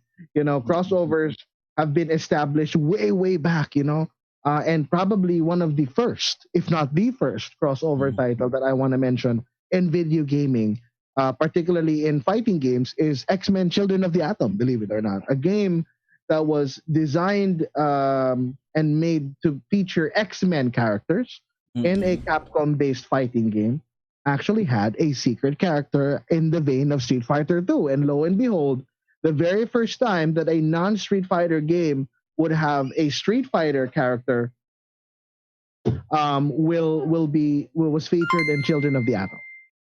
And there you go. There, nanganak yan. Nagkaroon ng X-Men versus Street Fighter. Nagkaroon na ng Marvel versus Capcom. And then, of course, King of Fighters, pare. Yes. Before I mention all of the titles that I went crazy for, in video games muna, what are your favorite crossover games? Let's start off with the FGC guy. Sa akin yung idea lang talaga ng Street Fight X-Men versus Street Fighter. Yun talaga, hindi ko talaga makalimutan yun. Ilang beses ko na nakwento to, pero yung screen talaga na nag-shake hands si Ryu tsaka si Cyclops, talagang iconic para sa akin. Yun talagang Correct. Ikaw, Chino, anong video game crossover ang pinaka-paborito mo? Ako, I'd really have to say yung X-Men versus Street Fighter crossover. Kasi naalala ko noon when I was living in the streets of Brunei, tinitignan ko yung mga arcades noon. Wala akong pera para maglaro. Pero natutuwa ako kasi nakikita ko yung mga tao naglalaro, tuwan-tuwa. Taruntado. Ay, sana ako rin. Streets of Brunei, pulubi. Streets of Brunei. Sa Brunei pa talaga naging pulubi. Totoo ba? In the streets of Brunei, naghira. Talaga ba? Tagapunas. Sana ako rin. Pinunasan mo ba yung salamin? Talaga yun. Sobrang iconic kasi yun yung handshake eh. Tama. Nagbigay pugay si Macho Man. Meron kang halagang 100 stars galing kay Thank you. Salamat. Chino, paano pinunasan mo ba yung salamin nung ginaganunan mo? Pinunasan mo ba? Paano mo pinunasan yun? Hindi tubig. Hindi. Streets of Brunei. On the streets of Brunei. Nilalamig na ako noon. Feeling ko may untold story yung Brunei adventure. Nagkita kami nun ni Chino sa Brunei nung bata pa kami nun eh. Sa kanya ko hinihingi yung plastic na may gold. Alam mo yun, pare. Yun yung yung initis hit ko nun eh. Parang medyo bronze pa yung kulay. Hindi gold. Naklang toko ka. Tagal nagiging brown yun eh. Pagka matagal na. Hindi kasi yung lore talaga nun. On the streets of Brunei. Yung lore talaga nun, nasira yung sapatos ni Chino, 'di ba? Tapos hindi daw siya makapasok sa school kasi kawawa naman eh. Sabi ko, ito para madikit mo yung sapatos, loko-loko. Hindi lang yung sapatos, nasugatan ako dito sa noo. Kaya siguro gumanyan yung noo ko. Tapos binigay sa akin ni Almond yung red na bandana niya. Sobrang sweet. Pabalik na kami sa bahay nun para mag-training. Kaya po yung kwento ni Ryu tsaka ni Ken nag-addict po sila pagkatapos ng training nila kay Goku. Tama. Not surprised there. That's breezy boys. Because of the streets of Brunei, from the streets of Brunei to the streets of Brunei of the Philippines. Ikaw, Papi Raffy. I mean, there are a lot of people who says here that they're mentioning their favorite crossover games. Joshua sabi na Double Dragon and Battletoads. So nalaro na ko to. Makulit to. Double Dragon and Battletoads. Ikaw, Papi Raffy, what's your favorite? Favorite ko is Marvel vs. Street Fighter kasi doon ko first time na makita si Norimaru. Si Norimaru. Yes. Marvel vs. Street Fighter. Marvel vs. Street Fighter, the first one. Yes. Isa sa mga natutuwa akong character siya. Alam mo yun, parang ako lang yun, very clumsy, very pero alam mo yun, parang Doraemon lang yung bag niya. Tutuwa-tuwa ako doon sa bag niya. Daming laman eh. At saka yung malagokin yung moves, yun. Kaya isa sa mga paborito mo yun. Ikaw, Captain Mike. Maliban sa video karera cross online sabong. Video karera online sabong. Duck race pala ito online. Hayop. X-Men versus Street Fighter ako doon. Similar to Almond's reaction to the Ryu and Cyclops handshake. Yun yung umukit sa akin nun kasi when I first saw it, parang sabi ko, hindi ko ini-expect na may magkakaroon ng ganung klaseng crossover. Parang ang iniisip ko noon was Street Fighter lang, dire-diretso na siya pataas, X-Men dire-diretso na siya pataas until sa mag-expand sila, 'di ba? Pero when Capcom decided to throw in those both fighting games into one, tapos tag team pa, that alone is a big thing na for people like me na hindi nakakalaro kasi dami na naglalaro from pero nakikita ko yung ganong klaseng combination nila, yung fight moves sila. That alone is exciting for me. So kaya ko siya pinili. Right. Ako, believe it or not, it started for me with King of Fighters. King of Fighters for me, 95, 94, was the thing for me. I mean, I saw Children of the Atom and that's great. Akuma was just a secret character there. And I thought it wasn't going to get followed up. But yes, X-Men versus Street Fighter. And then the rest of the series came in. Mm-hmm. Pero for me, King of Fighters, doon talaga ako nagulat eh. Kasi we Terry Bogard, tapos nandun si halos lahat yun eh, with the exception of Kyoko Kusanagi, Iori Yagami, and Saisu, and whoever they were with, the third guy, sila Benimaru, yung mga yan, they weren't really made outside of KOF. But everyone else, like Ryo, Kyo, Mai Shiranui, diba? Bigla sila naglabasan doon eh. And for me, that was it. And I think Marvel took a long time before they got the right partner to get in there. Sabi nga ni Joshua also, as flawed as it was, Street Fighter Cross Tekken will always have a special place in my heart. As it will in mine, I don't know if you guys have played Street Fighter Cross Tekken. Isa pa yung inabangan eh. Isa pang medyo matindi-tinding title yan na, finally Ryu is gonna fight Kazuya. Bison is going to fight Heihachi. Oh yes. and that was really something to look forward to until Capcom kind of effed it up with the mechanics. Pero ako, King of Fighters pa rin talaga where it started. Kasi hindi biro maglaro ng KOF nun. Ang hirap maglaro ng KOF, ha? Diba? Yung SNK moves na forward, half circle, back, quarter circle, forward, down, back, forward. Mga ganong movement. Ang hirap gawin eh. And may button combinations ka pa nun. Oo. Gagano na. Ayun, diba? Oo. Gagano ka pa. In the streets of Makati, talagang hindi ko makalimutan streets of Brunei na yan. Nakita na tayo dun eh. Nakita na tayo dun, BJ. Kita rin tayo. Anong ginagawa ni BJ nun sa Brunei? Hindi. Sabihin ko sa inyo, nag-crossover na kami. Bakit pakinggan? Hindi, nung time na binigay ko yung golden plastic, nung hit namin sabay-sabay yun, naging multiverse yun, naging amalgam universe. Nagkita sa isang universe. Naging makunay. Nagkita-kita kami sa makunay of America. Hindi, Brad, teka. Alam mo anong kinagulat ko doon? Alam mo anong kinagulat ko doon sa storya namin ni Chino? So depressed siya, di na daw siya makapasok ng school kasi hindi dikit yung sapatos, di ba? Pinapaalala mo pa. Hindi kasi daw dikit yung sapatos. Nung binigay ko sa kanya golden plastic, hinit niya, sabay nakangiti. Punta sa akin, sabi niya, okay lang, pasok na tayo school kahit sira sapatos ko. Masayang-masaya siya nun eh. Ang hindi alam ni Almon, hindi lang sapatos yung sira. May butas pala ako sa pantalon, ganyang kahaba.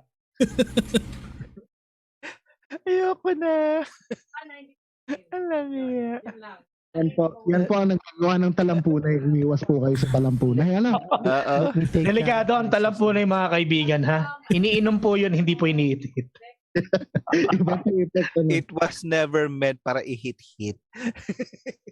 Ito ang talagang feeling ko nakatira ng talampunay nung nag-crossover ang mga movies. When movies had crossovers, parang bangat yung mga sulat. Which is much to my disappointment. Let me give you one na bangag ang pagkakasulat. Predators versus Aliens is the movie industry tried. It tried because did you know? Ito bangag. Ito gusto niyo makarinig ng crossover na tumira ng golden yellow plastic and the golden child. Ano yan? Alam niyo ba? Did you know that there was a crossover between Gundam and Hello Kitty? Yes, nalala ko yan. Search niyo yan, Brad. Gundam versus pa. And Hello Kitty controlled the most powerful Gundam. Tatandaan nyo. Hindi na golden plastic yung tinira na ito. Puta, isang bote. Hindi na golden plastic. Bomb factory na. Ito, parang siya. Teka lang. Ayan, no? Yan. Actually, maganda. Ang ganda niyan, ha? Ang ganda niyan. Ganda, Ang cute. Let me ask you guys about, these things. What crossover title do you hate the most? Yan, dyan tayo. Kasi sabi nga ni Joshua kanina, I like his statement about things being hit or miss. King of Fighters was definitely a hit. Street Fighter Cross Tekken is definitely a miss. The Marvel versus Capcom things were all hits, except for the Marvel versus Capcom Infinite, which was kind of notorious for its, missness, diba? Which ones did you not like that you found very, very ridiculous? Not just in gaming, but also in movies, in anime, wag na yung comic books, pag-usapan na natin yun. In anime and cartoons, in movies and games, ano yung pinaka what were they smoking kind of effects sa'yo? Like, why were they smoking when they made this? Let's start off with Captain Mike. As speaking of smoking, during the pag-associate mo sa... I'm saying during the Opium Wars, you led the charge to remove. During the Opium Wars, yung nakalaban mo si Shenzhen.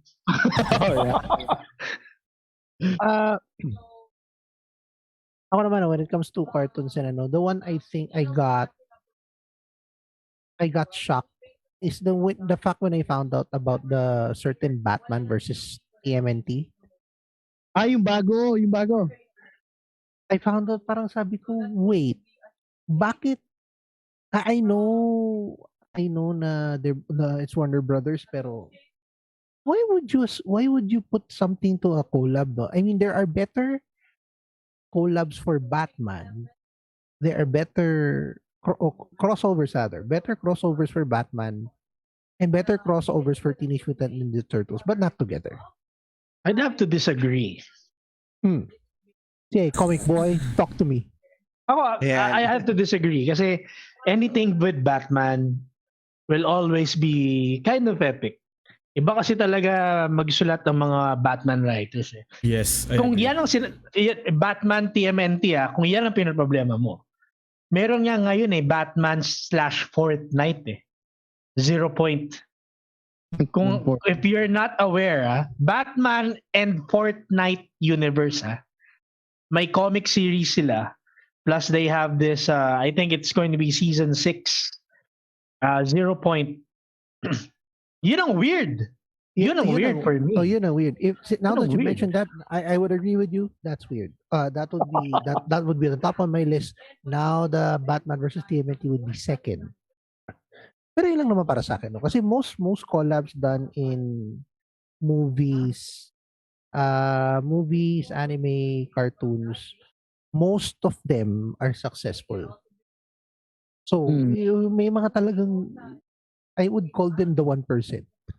1% na naging miss siya for whatever reason. You guys want to know something in contrast of what's really fun that predates Marvel versus DC. Surprise me. Fucking Laugh Olympics and Wacky Races. Oh, Okay, man. okay. Yeah, man, gusto ko. Yan mga paborito ko, dude. When fucking Hanna-Barbera cartoons, come on. Yes. Sino nagpasimula nun eh? The Blue Falcon, Scooby-Doo, Yes. fucking Dick Dastardly, the Ghostbusters, the Jetsons and the Flintstones. Jetsons, yes. Sila yung nag-umpisa nun eh, Laugh Olympics and Wacky Races. But you remember that, dude, your childhood was awesome, whereas in Captain Mike, he must have remembered. The Laugh Olympics, the Laugh Olympics series and the others na rin na isinama mo dun sa Jetsons, Flintstones, Wacky Races. Maganda kasi ang pagkakagawa sa kanila. They were meant to be fun. Period. Right. And that's probably the reason why I like them more than the other collabs. May iba talaga action pack and all that. I get that. Pero the ones mentioned, itong sa cartoons, lalo na yung Jetsons meet the Flintstones, that for me is my top favorite. Right. Ikaw, ano bang crossover mo outside of comic books, pare? I mean, given that you love X-Men versus Street Fighter already, are there other crossover titles that you really like? And then which one you hate the most? Sa akin, siguro isa sa mga gusto kong crossover sa outside outside video games. Tama. Yeah. Well, outside of video games, the one that you love and the one that you hate. So, siguro outside the video games, ang masasabi ko is Alien versus Predator. Ay, hindi. Not the movie. Yung game pala, sorry.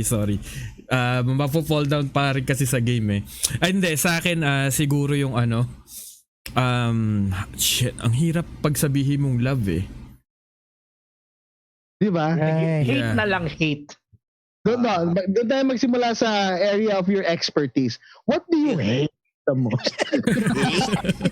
Area of expertise talaga. Hindi ko naman siya hater ka eh. Hindi ko naman siya hate, pero natatandaan ko yung storya na to na Charles Barkley tsaka si Godzilla. Talaga meron? Meron. We talked about that in di ba yun yung sa ad, di ba?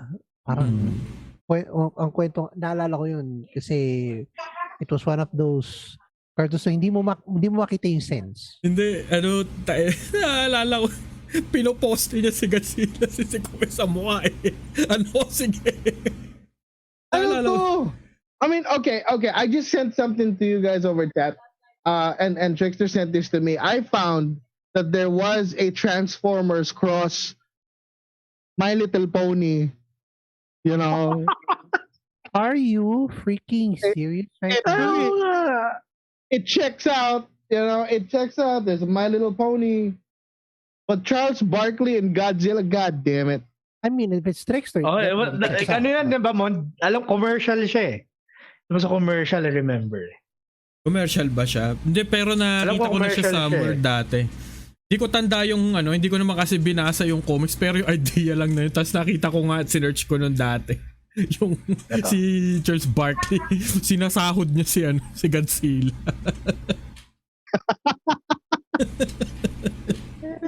Pero. Barkley, pare. Samantalang kalaban siya sa Space Jam, di ba yung espiritu na kinuha nung yung worm, di ba? Hindi siguro kung love siguro. Kung love, I like it na the way how they implemented it. Yung si Muhammad Ali tsaka si Superman. Binasa ko nun yan nung nakita ko sa sa Pawn Stars ko ata siya nakita ko, Comic Book Men. Tapos nakita ko siya. Tapos na-curious ako, binasa ko. Tapos yun, tinanggalan nila ng power si Superman. Tapos kinalaban si Muhammad Ali. Gulpi si Superman, men. Hindi, pero ang gulpin talaga yun. Oo.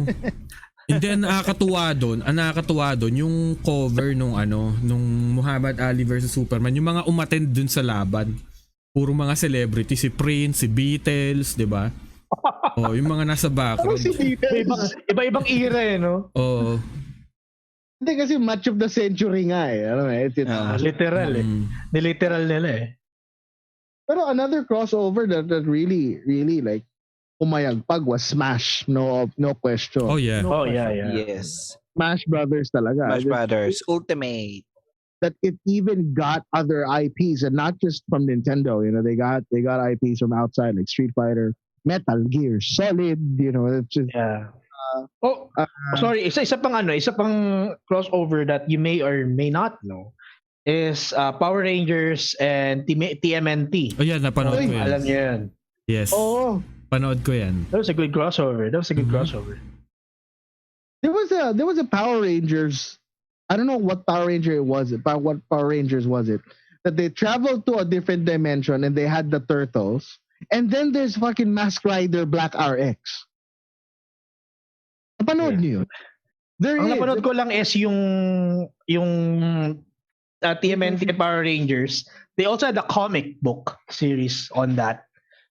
Pero hindi yung sa Mask Rider ngayon ko lang nalalaman actually. It was I think okay if I'm not under some golden plastic hallucinogen, I remember watching this somewhere on YouTube or whatever. But the Power Rangers also boast a very good crossover event, you know, lalo na nung mga bandang recently na. Ito ba to? Yeah. Ito ba yung sinasabi mo? Teka lang. Iyan.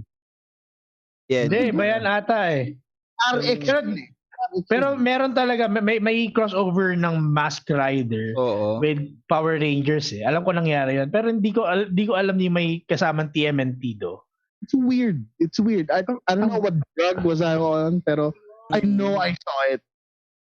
Meron nga actually may yung Power Rangers. Yeah, diba? Ang alam kong Kamen Rider is the Gundam Ultraman and Kamen Rider crossover. What? Yeah, that's Gundam, Ultraman, and Kamen Rider. God damn! What are you doing? Ako naman, sa akin, ang pinakagusto ko is sa Japanese Game pa siya. Yung mga Super Sentai, I think it's Power Rangers, tapos si Shider, tapos may Mask Rider din kasi parang ganun yung nila crossover nila. So at almost sa Japan ganun lagi na may crossover. That's another crossover is I'm sure ito napanood ni Almond. Kung 'di ba from the original Power Rangers. From the original Power Rangers hanggang dun sa mga succeeding Rangers, 'di ba nagkaroon sila isang malaking mashup. Ay, oo. Na lahat ng Red Rangers nagsuguran. Yes. Kung gano'n lang, di yung episode na lang nung Kamen Rider na lumabas lahat ng rider mula sa umpisa. Yes. Oh, ganun. Yung collab rin lang naman, crossover sa crossover rin lang naman. Yun lang. May kwento pala ako dito doon sa kinoment ni Parang Joshua, yung Metal Gear tsaka Monster Hunter. 'Di ba? So, what? Kasi, naglalaro ako Metal Gear Peace Walker noon, 'di ba? So, pag Metal Gear kasi yung laro, hindi ko sinesearch sa internet yung mga spoilers or kung ano man. Laruin ko muna siya. So, bored ako noon.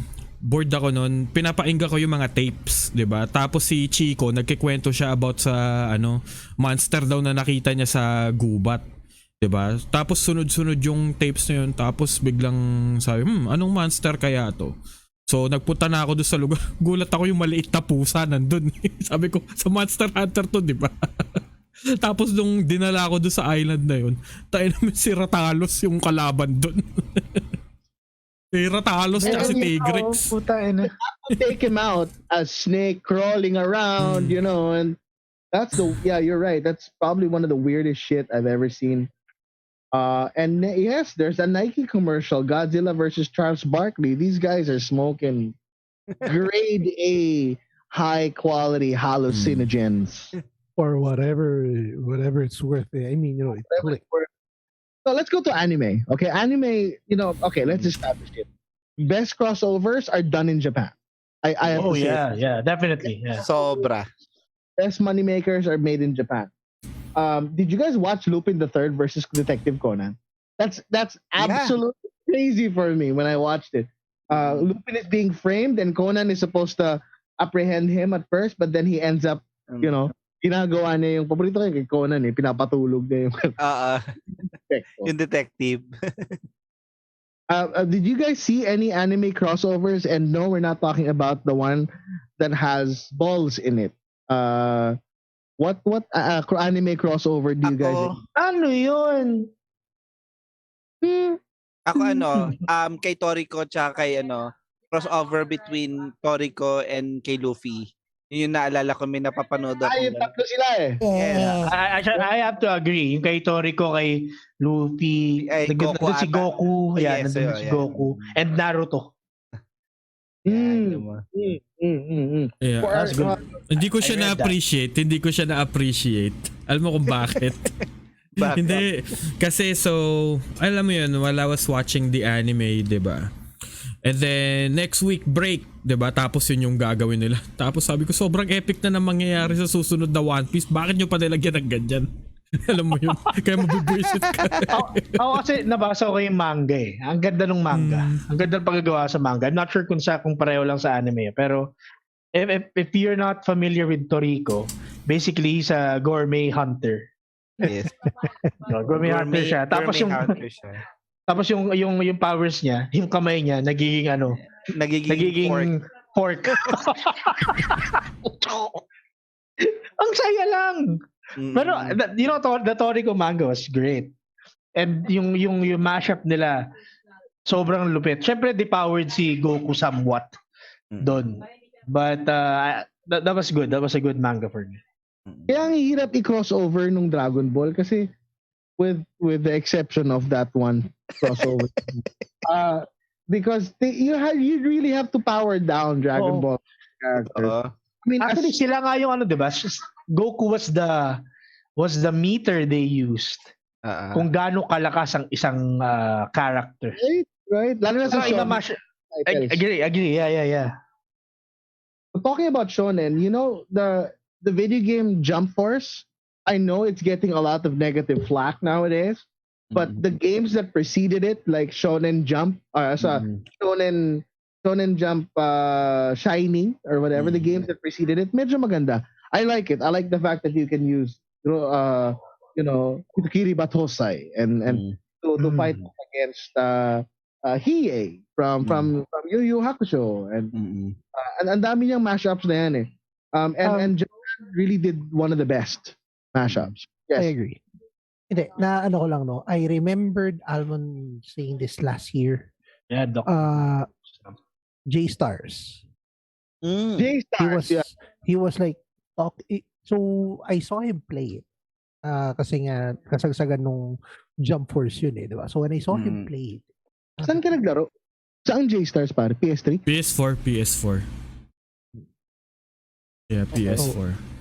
So nung nakita kong nilaro ni Almon yun, sabi ko nga, this could have been a better version of Jump Force. Oo. Kasi nag-stick sa realm ng anime so yun lang. Yun yung ko. Kaya sabi ko nung nakita ko yung J-Stars, para sabi ko, okay, naiintindihan ko na ngayon yung sentiment ni Almon na why he preferred J-Stars over Jump Force. Over Jump Force. Because of that. Unreal ang Jump Force Unreal Engine ng ginamit. Actually, maganda naman, I mean, graphics-wise, I like Jump Force. Inisip ko lang kasi sobrang pinilit nila yung story mode. Yes. Did ako na-disappoint. It was so... hindi talaga siya bagay. Alam mo yung parang nasa Dragon... Anong game yun, Mon? Yung Dragon Ball... the Dragon Ball game that has the similar storyline. Parang ganun yung story niya. Now you're going to be creating a character, then you're going around.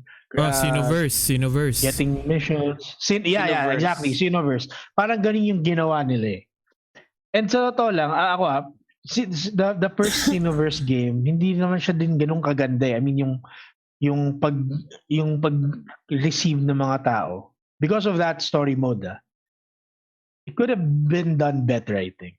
Yeah. Tsaka yung how the J-Stars was played kasi setting ng J-Stars, diba? Building, kung may building, may alam mo, may props talaga sa paligid. Diba? Yung Jump Force kasi parang mukha siyang sandbox. Yung characters doon, sandbox. Wala masyadong Pero kasi nagmukhang realistic for me ang mukhang realistic lang sa akin ng J-Stars. And that's the thing for me for anime, banggitin ko lang yung sinabi ni Joshua dito. Actually, Dragon Ball and Dr. Slump. Kung kilala si Dr. Slump, it was one of the series na talaga nagpaangat kay Akira Toriyama. At so eventually, si Dr. Slump napasok na dun sa universe ng Dragon Ball. Yung sombrero ni Raffy. Manga. Yung sombrero ni Raffy. Yung sombrero ni Raffy. Arali. Yung Arali. Wala na, hindi na bumalik sa akin. Alam niyo na kung nakanino. Kasama ng 200k. Kasama ng 200k. Soli nyo yan. There is the 200k yung cap? Grabe. Oy, talaga. Grabe naman. Hindi, ito lang masasabi ko kasi. Sabihin ko ulit ha. Grabe siya. Crazy. Sakit na ulo ko. Yung cap mo tsaka yung 200k na crossover, grabe siya. Sakit na ulo ko. Sakit na ulo ko. Ituloy mo, Brad. Tuloy mo. Malapit na. Almost there. Tuloy mo. Tapusin nyo na yan. Mahirap. Lako. Hindi, kasi ito problema ko sa Jump Force, di ba? First, yung graphics talaga, hindi siya tugma para sa akin. Kasi... Hindi ka nagagandahan? Sorry, question. Hindi ka nagagandahan sa moves nila, graphics? Hindi, sa graphics, hindi talaga. Kasi parang trying hard nga na maging gawin nilang tao, yung mga anime. Diba? Tapos yung gameplay, it's okay. It's okay. Diba? Ang problema ko lang sa gameplay niya, masyadong mabilis matapos ang laban. So, walang chance para ma-showcase yung mga powers nilang lahat, 'di ba? Tapos lahat sila they all share the same health bar, which I think killed the game for me. Exactly. Yeah. Actually, pinag-usapan namin ni Almond to before it was released. Parang na-excite pa kami. Kasi we're big anime fans. Kami dalawa ni Almond Tapos nung na-release na, tapos binili ko, nung nilaro ko siya, sabi ko, ay, okay. Kami ni Blim. Kami ni Blim. Ano papaliwanag ko yung hindi ko lalaroin, ginastos ko. Kami ni Blim, binili namin day 1. Day 1 namin binili ni Blim, 'di ba? Day 1 namin binili. So naglalaro kami ni Blim. Parang asayang lang dahil sobrang bilis matapos ang laban. Tapos every setting, yung every stage, it doesn't really feel anime yung labanan nila. Walang no interaction with the environment at all. Versus sa J-Stars, ang maganda kasi sa J-Stars, when you're in a world sa One Piece, it does really feel like One Piece, 'di ba? Music pang One Piece, yung mundo, yung kulay pang One Piece, 'di ba? All the things that you know and love about the series nandun sa J-Stars, like let's say Naruto, One Piece, 'di ba? Tsaka yung roster lang talaga sa J-Stars maganda. There was one game that tried to rival that, and Trickster brought it down to where it is. It's Sunday versus Magazine. Shuketsu Chochu Daikusen. Sila Reka, sila Inuyasha. It's on the PSP. Sila Ippo Makonochi. If you look for it, Sunday versus Magazine. Sila Reka, Fairy Tail nandyan. Pero 2D to, 'di ba? 2D. This is a 2.5D fighting game. Very similar to Budokai, Dragon Ball, pero it was the other animes that we grew up to love that are not part of the shonen lineup. Nandito sila. So Kenichi. Oh man, I love Kenichi. And this is a lost thing for us, and I would agree with you guys. Parang pilit kasi, and Jump Force should have been the crossover for crossovers. It's supposed Wala pang fan service lang talaga kasi si Jump Force. Yun ang ko doon. Sabi nga ni Jacob Tanden. Correct. So it turned out to be a Freddy versus Jason. It turned out to be an alien versus Predator. Right? It turned out to be what could have been. Parang if you remember the movie League of Extraordinary Gentlemen with Sean Connery as Alan Quatermain. Tapos nandun yung mga classic heroes, classic characters like Wilhelmina Harker, si Jekyll and Hyde. It was a good premise. The execution was good. And this is an example of the planning was great, but the execution was poor. So medyo hindi kumita talaga yun. Which is the same with Jump Force. Speaking of League of Extraordinary Gentlemen, yung isa sa mga hindi ko nagustuhan actually. It was a good movie. Pero isa sa mga hindi ko nagustuhan was it was so far-fetched from the comics itself. Sobrang ibang-iba yung storya niya. And I guess it's because of you have to jam-pack all the stories within that, 1.5 hour movie setting. Sobrang naiba lang talaga siya for me. And I guess that's what led to the negativity of it. Many people did not even know that such a comic book exists. Which to contrast naman, Jump Force, so many people know about this, kaya masyadong mataas yung expectation. Yes. And I think that led to the downfall of it. And besides, apart from the gameplay quirks that, you get minus on hit for your supers. Ang super siya, you get minus on hit. Naka-disadvantage ka pa kapag tumama yung super mo, sabi nga ni Trickster. But, there are a lot of these things that happen. And for our 80s fans, if you guys remember The Secret of the Sword, to me, when I was a kid, when He-Man finally met She-Ra, that was a culmination for me. Pucha, nakita yung dalawa. And even if it's He-Man and She-Ra, mas gusto ko yung idea na nagkita si Skeletor sa kalaban ni She-Ra. Actually, alam mo, that was weird for me. Kasi di ba pinsan supposedly ni He-Man si She-Ra? Cousin. Pero parang hindi nila alam. Right, di ba? Parang diba? Ang weird. Yun ang weird for me. And they all have the power of Grayskull. The power of Grayskull. Kilala ko yun, si She-Man yun. The power of Grayskull! Nice. Ako may nalala akong isang crossover ng ganyan. Nagkita si Conan at saka si Cena. Yun. Oh, that was good. Was it Conan? Was good. Yes. Conan the Barbarian.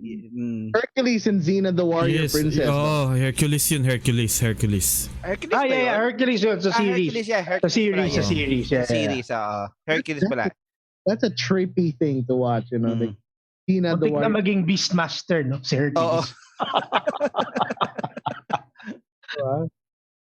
Which is, teka lang, mabalik lang tayo. Oo, tama. It's like He-Man and She-Ra don't know each other, but freaking Hordak and Skeletor, like, they're like best buddies.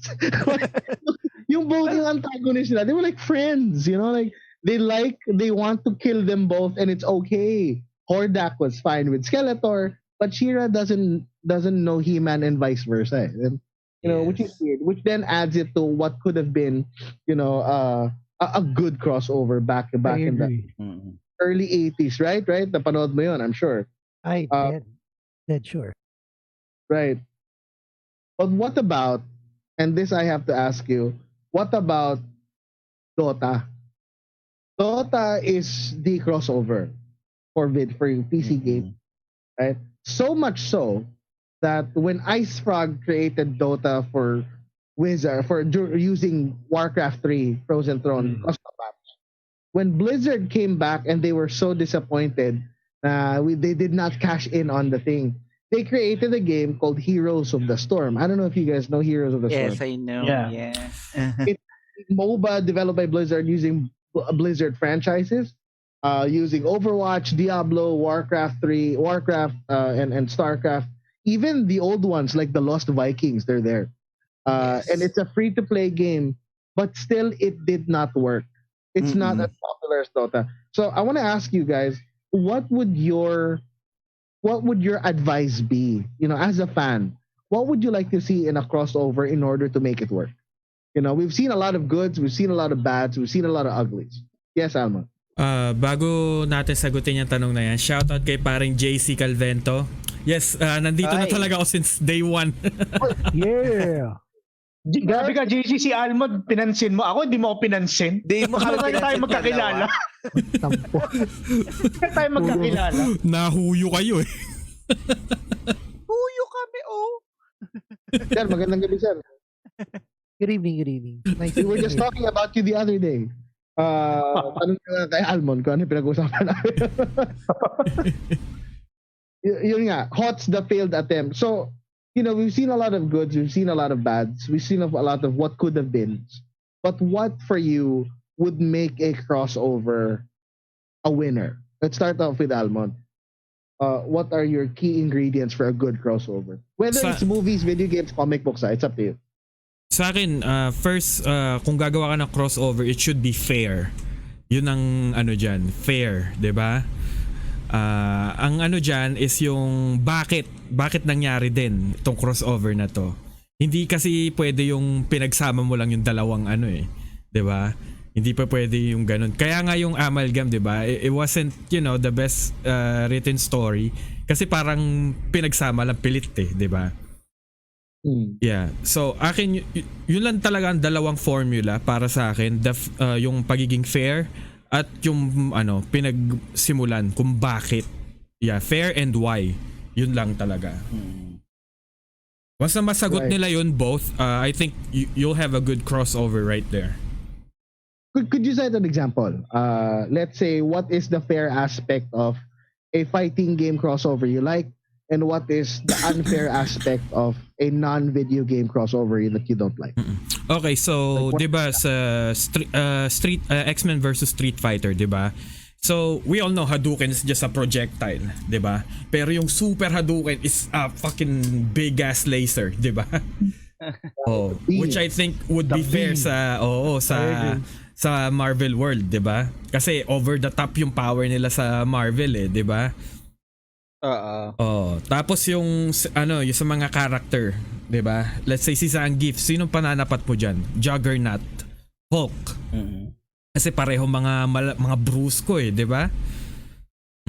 Yung mga ganong bagay lang, diba? Yung mga ganong bagay lang naman. Tapos yung why, siguro kung fighting game, it doesn't really matter. So why? I think the one that got it right for the why is Tekken with Akuma. Like why Akuma was there, 'di ba?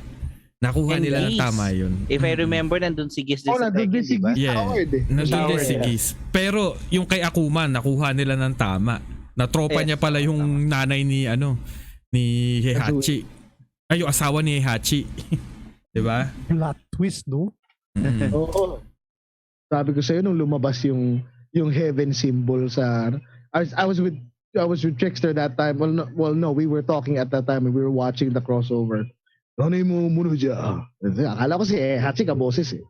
Tapos pag tayo dun sa gano'n, biglang kumidlat yung 10. Jing! What the fuck? Sa napaka-hayop. Okay. Young sucks! Yeah, I agree. Fucking no crossover is gonna fix that goddamn bullshit. Sabi ni Jacob Tan, HOTS the failed attempt. Sabi ni Joshua, I like HOTS as a fan service game. I'm not competitive about it, but I like it for what it was, which was a shame when Activision Blizz killed the competitive scene for it. Actually, it's such a good title for crossovers because they even created what you call Heroes of the Dorm. May scholarship sila. And I love playing Diablo and Arthas, you know, yung mga ganun. And I think to your account, they got the fairness right. Kasi it's really fun to play with Diablo trying to chase down, say, a Murloc. Kasi may Murloc dun. You mean the like Tatsunoko versus Capcom? Yan, isa pa, hindi natin pag-usapan na Tatsunoko versus Capcom. Ito the G-Force. Kalaban si Ryu. While as great as a game that was, I don't get what the fuck possessed them to do a crossover. Oh nga, there's no why, there's no rhyme or reason why they crossed over like that. So that's good. Ikaw, Captain Mike, what would you consider to be a key ingredient to a good crossover? Whether whether and regardless of the media that it is? Dami kasi kung isipin mo, no. So I have 3. It should be free, meaning it should be wag silang mag-restrict sa sarili nila, and this is applicable to devs, publishers, creators, companies. Whatever they're going to do a crossover it should be free. Huwag silang wag nilang ilimit yung imagination nila. It should also be fun. 'Di ba? Hindi mo kailangan ng heavy storyline na habangan ng mga tao, 'di ba? Like in the case of like in the case of other cartoons, 'di ba? Hindi naman kailangan ng heavy storyline. It should be fun. And lastly, for me, the fans. In the modern in the age of social media, where now people can just express their opinions left and right. Mm-hmm. The developers, publishers, creators, and companies na rin should listen to the fans. Pag may magtanong ka lang ng survey, how hard is it to make a survey? Yes. Tanong mo lang na survey, ano tingin nyo pag ginawa namin to? If they flop it, then you're saving yourself some time. Mm-mm. Creating a flop game, a flop movie, diba? Kung pinakinggan nila yung fans from the very beginning, are we going to expect flops? Hindi. If they only listen to the fans, things would have changed. Yun lang sa akin. You should have asked the survey if you wanted Cole Young, jackasses. Sorry, Papi Raffy, your winning formula to a successful crossover. Ako siguro the right franchise na gagamitin nila for the crossover, and then the right story kung ano yung nila. Kasi syempre, paglalagay ka nga ng dalawang franchise, dalawang franchise from tapos hindi sila magkatugma talagang very wrong sila pagsamahin. Parang wala na, saysay. Parang wrong na rin in the first place. Parang wala kayo gumawa ng crossover pag ganyan pa yung pinapaano nyo. So yung mga ganong lang na, tsaka yun nga, sa story-wise, again, gusto ko pag ganyan may crossover, maganda yung storya. Actually, tamang-tama para dun sa characters, dun sa mismong premise ng stories, yun yung gusto ko pag to make a good crossover. Correct.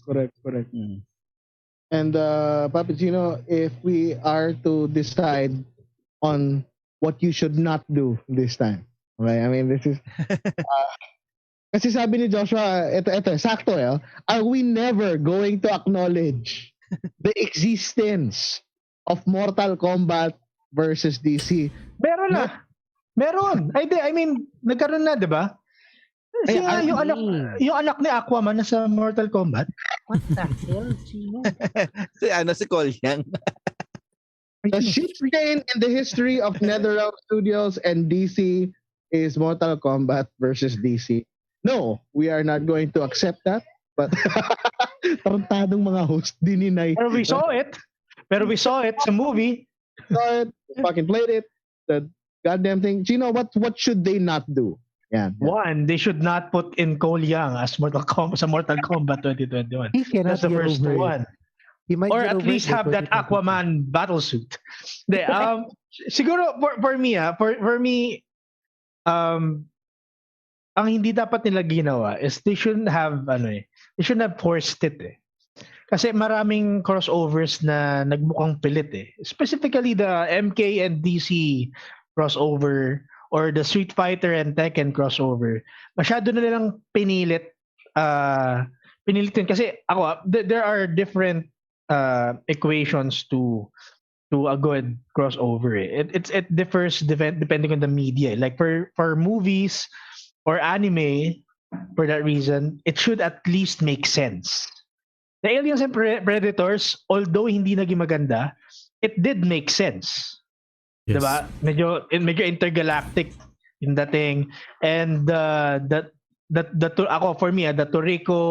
Toriko Luffy mashups, Goku, although depowered, it did make sense kasi they were basically in the same publishing universe. I agree. Yung ano lang dun, the games though, yung mga video games lang, sobrang minsan sa sobrang lawak ng creativity and innovation that was given to them. Sometimes masyado na nung pinilit eh. It's for that, specifically for Jump Force. For example, ako Almond didn't like the graphics. I did. Okay lang yun. But we both agreed on was masyadong pilit. The story mode was pilit. The characters itself wasn't really all fair. Alam nyo ba na pag ginamit nyo Kenji Himura, po siya kaya nyo na matalo kahit sino. You just have to use that proper timing with his slashes. Ganun eh. And basta it has to make sense for the video games. It has to make sense. X-Men and Street Fighter at first did not make sense. Pero when you played it, makikita mo na kung gaano siya ka-fitting eh. That's why it gave birth to Marvel vs. Capcom. Pero hindi na yun nga lang, after Marvel vs. Capcom, that's where it ended. You just have to make sense for me. Right. Josh actually responded to that. I said, actually, no, I'd say Marvel vs. Capcom Infinite felt more forced than Street Fighter Cross Tekken when it comes to why they wanted to do a crossover via a story mode. I agree. I think that's...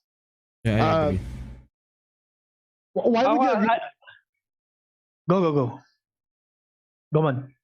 Hindi kasi agree ako doon sa kasi ginawa na nga ni ng Tekken 7 eh, 'di ba? Akuma tsaka si yung buong Tekken, 'di ba? They didn't make anyone look weak at all.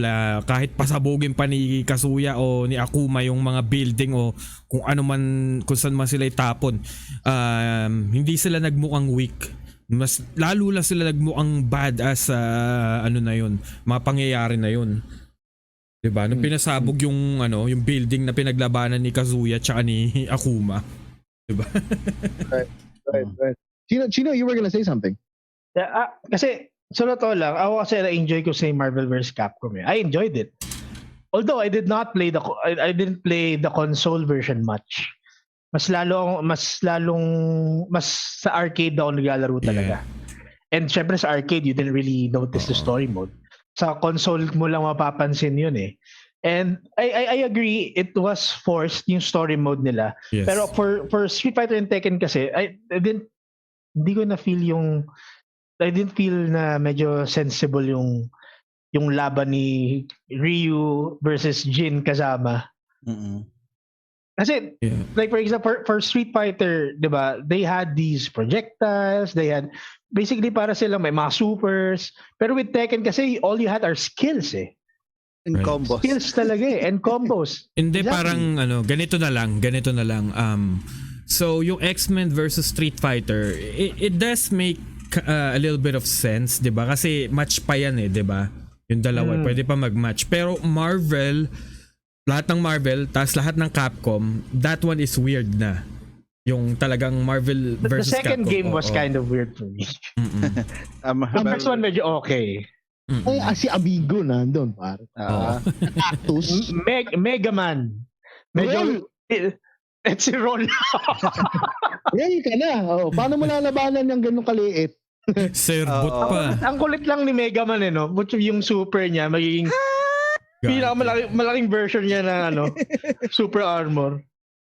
That was weird. All of these crossovers, whether they're from the movies, whether from the comic books, when we hear crossover, it always gets our attention. As nerds and as geeks, we've always wanted to see pitting our favorites against each other. And that's why crossovers, believe it or not just in video games, not just in contemporary media, but also there's also on tabletop. There's actually a tabletop game. Magic the Gathering is having a crossover with Warhammer, and they're putting Warhammer into Magic. And wherever you put the word crossover, it's going to be a head turner. Whether it makes it, reaches or breaks through the expectation, or falls flat on its face. the minute you have an idea for a crossover, automatic head turner yan for Geeks and Nerds. And that's why, in my own personal take of things, right before we take it home, is that the one title that actually got it right for me when it comes to the premise, the fairness, the fun factor, is always going to be King of Fighters for me. It's always going to be King of Fighters. Yeah, I have to say, yeah. The premise is simple. There's too many of them. Somebody wants to fight. Invite. They're all working in the same thing. And although us nerds and geeks would never see things eye to eye when it comes to all of these things, one thing is important. You got a crossover. That's where we will find us. Because G itself is a crossover. We are a crossover for you guys. And with that said, we are going to be crossing over to the next month and the last quarter, guys. Last quarter of quarter 2. We're very happy to have had you ever since we started. Thank you very much. And that takes us home to the end of the show, ladies and gentlemen. We have run out of time, but shout out to everybody who has joined us in the comments. Joshua, Aaron Penn, JC Calviento was there, Cheska, Stanley, DK, Lee, and everyone else. This has been episode 22 of Gamers, Geeks, and Good Times. I am with Papi, Raffy of YRP Gaming, Noch. We have Captain Mike, and of course, Secret Bases Demon Ravenize. Macho Man, Randy Savage. Macho Man, Randy. Hindi na pala, hindi na. Meron pa isa, si gano'n. Jason Lee. Si Jason Lee na yan. But we will catch you next Wednesday. That is going to be our first episode for June 2. We'll catch you in episode 23, ladies and gentlemen, with the theme. We will show kalayaan sa susunod na buwan ng G. Maraming salamat. Paalam! Oy, teka, bago natin tapusin to. May stream kami bukas. Kaming dalawa mismo ni Chino. I-stream namin Biomutant. So, abangan nyo yun. We will bring back the old love for gaming. Yan. Yeah! Wala lang intro. Kilala nyo na kami. You will bring back the love. Literal walang intro. Pagpasok nyo pala, naglalaro na kami. Wala lang intro. Bigyan mo naman ng ano. Tingin muna ako. You will bring back the love of gaming? Yeah, yes, the love of gaming. The love of gaming. So that we can be the premier gaming channel in the country. Grabe siya. Grabe. Pabibigyan ito. Grabe siya. Thank you very much. We'll catch you next time. Bye. Bye.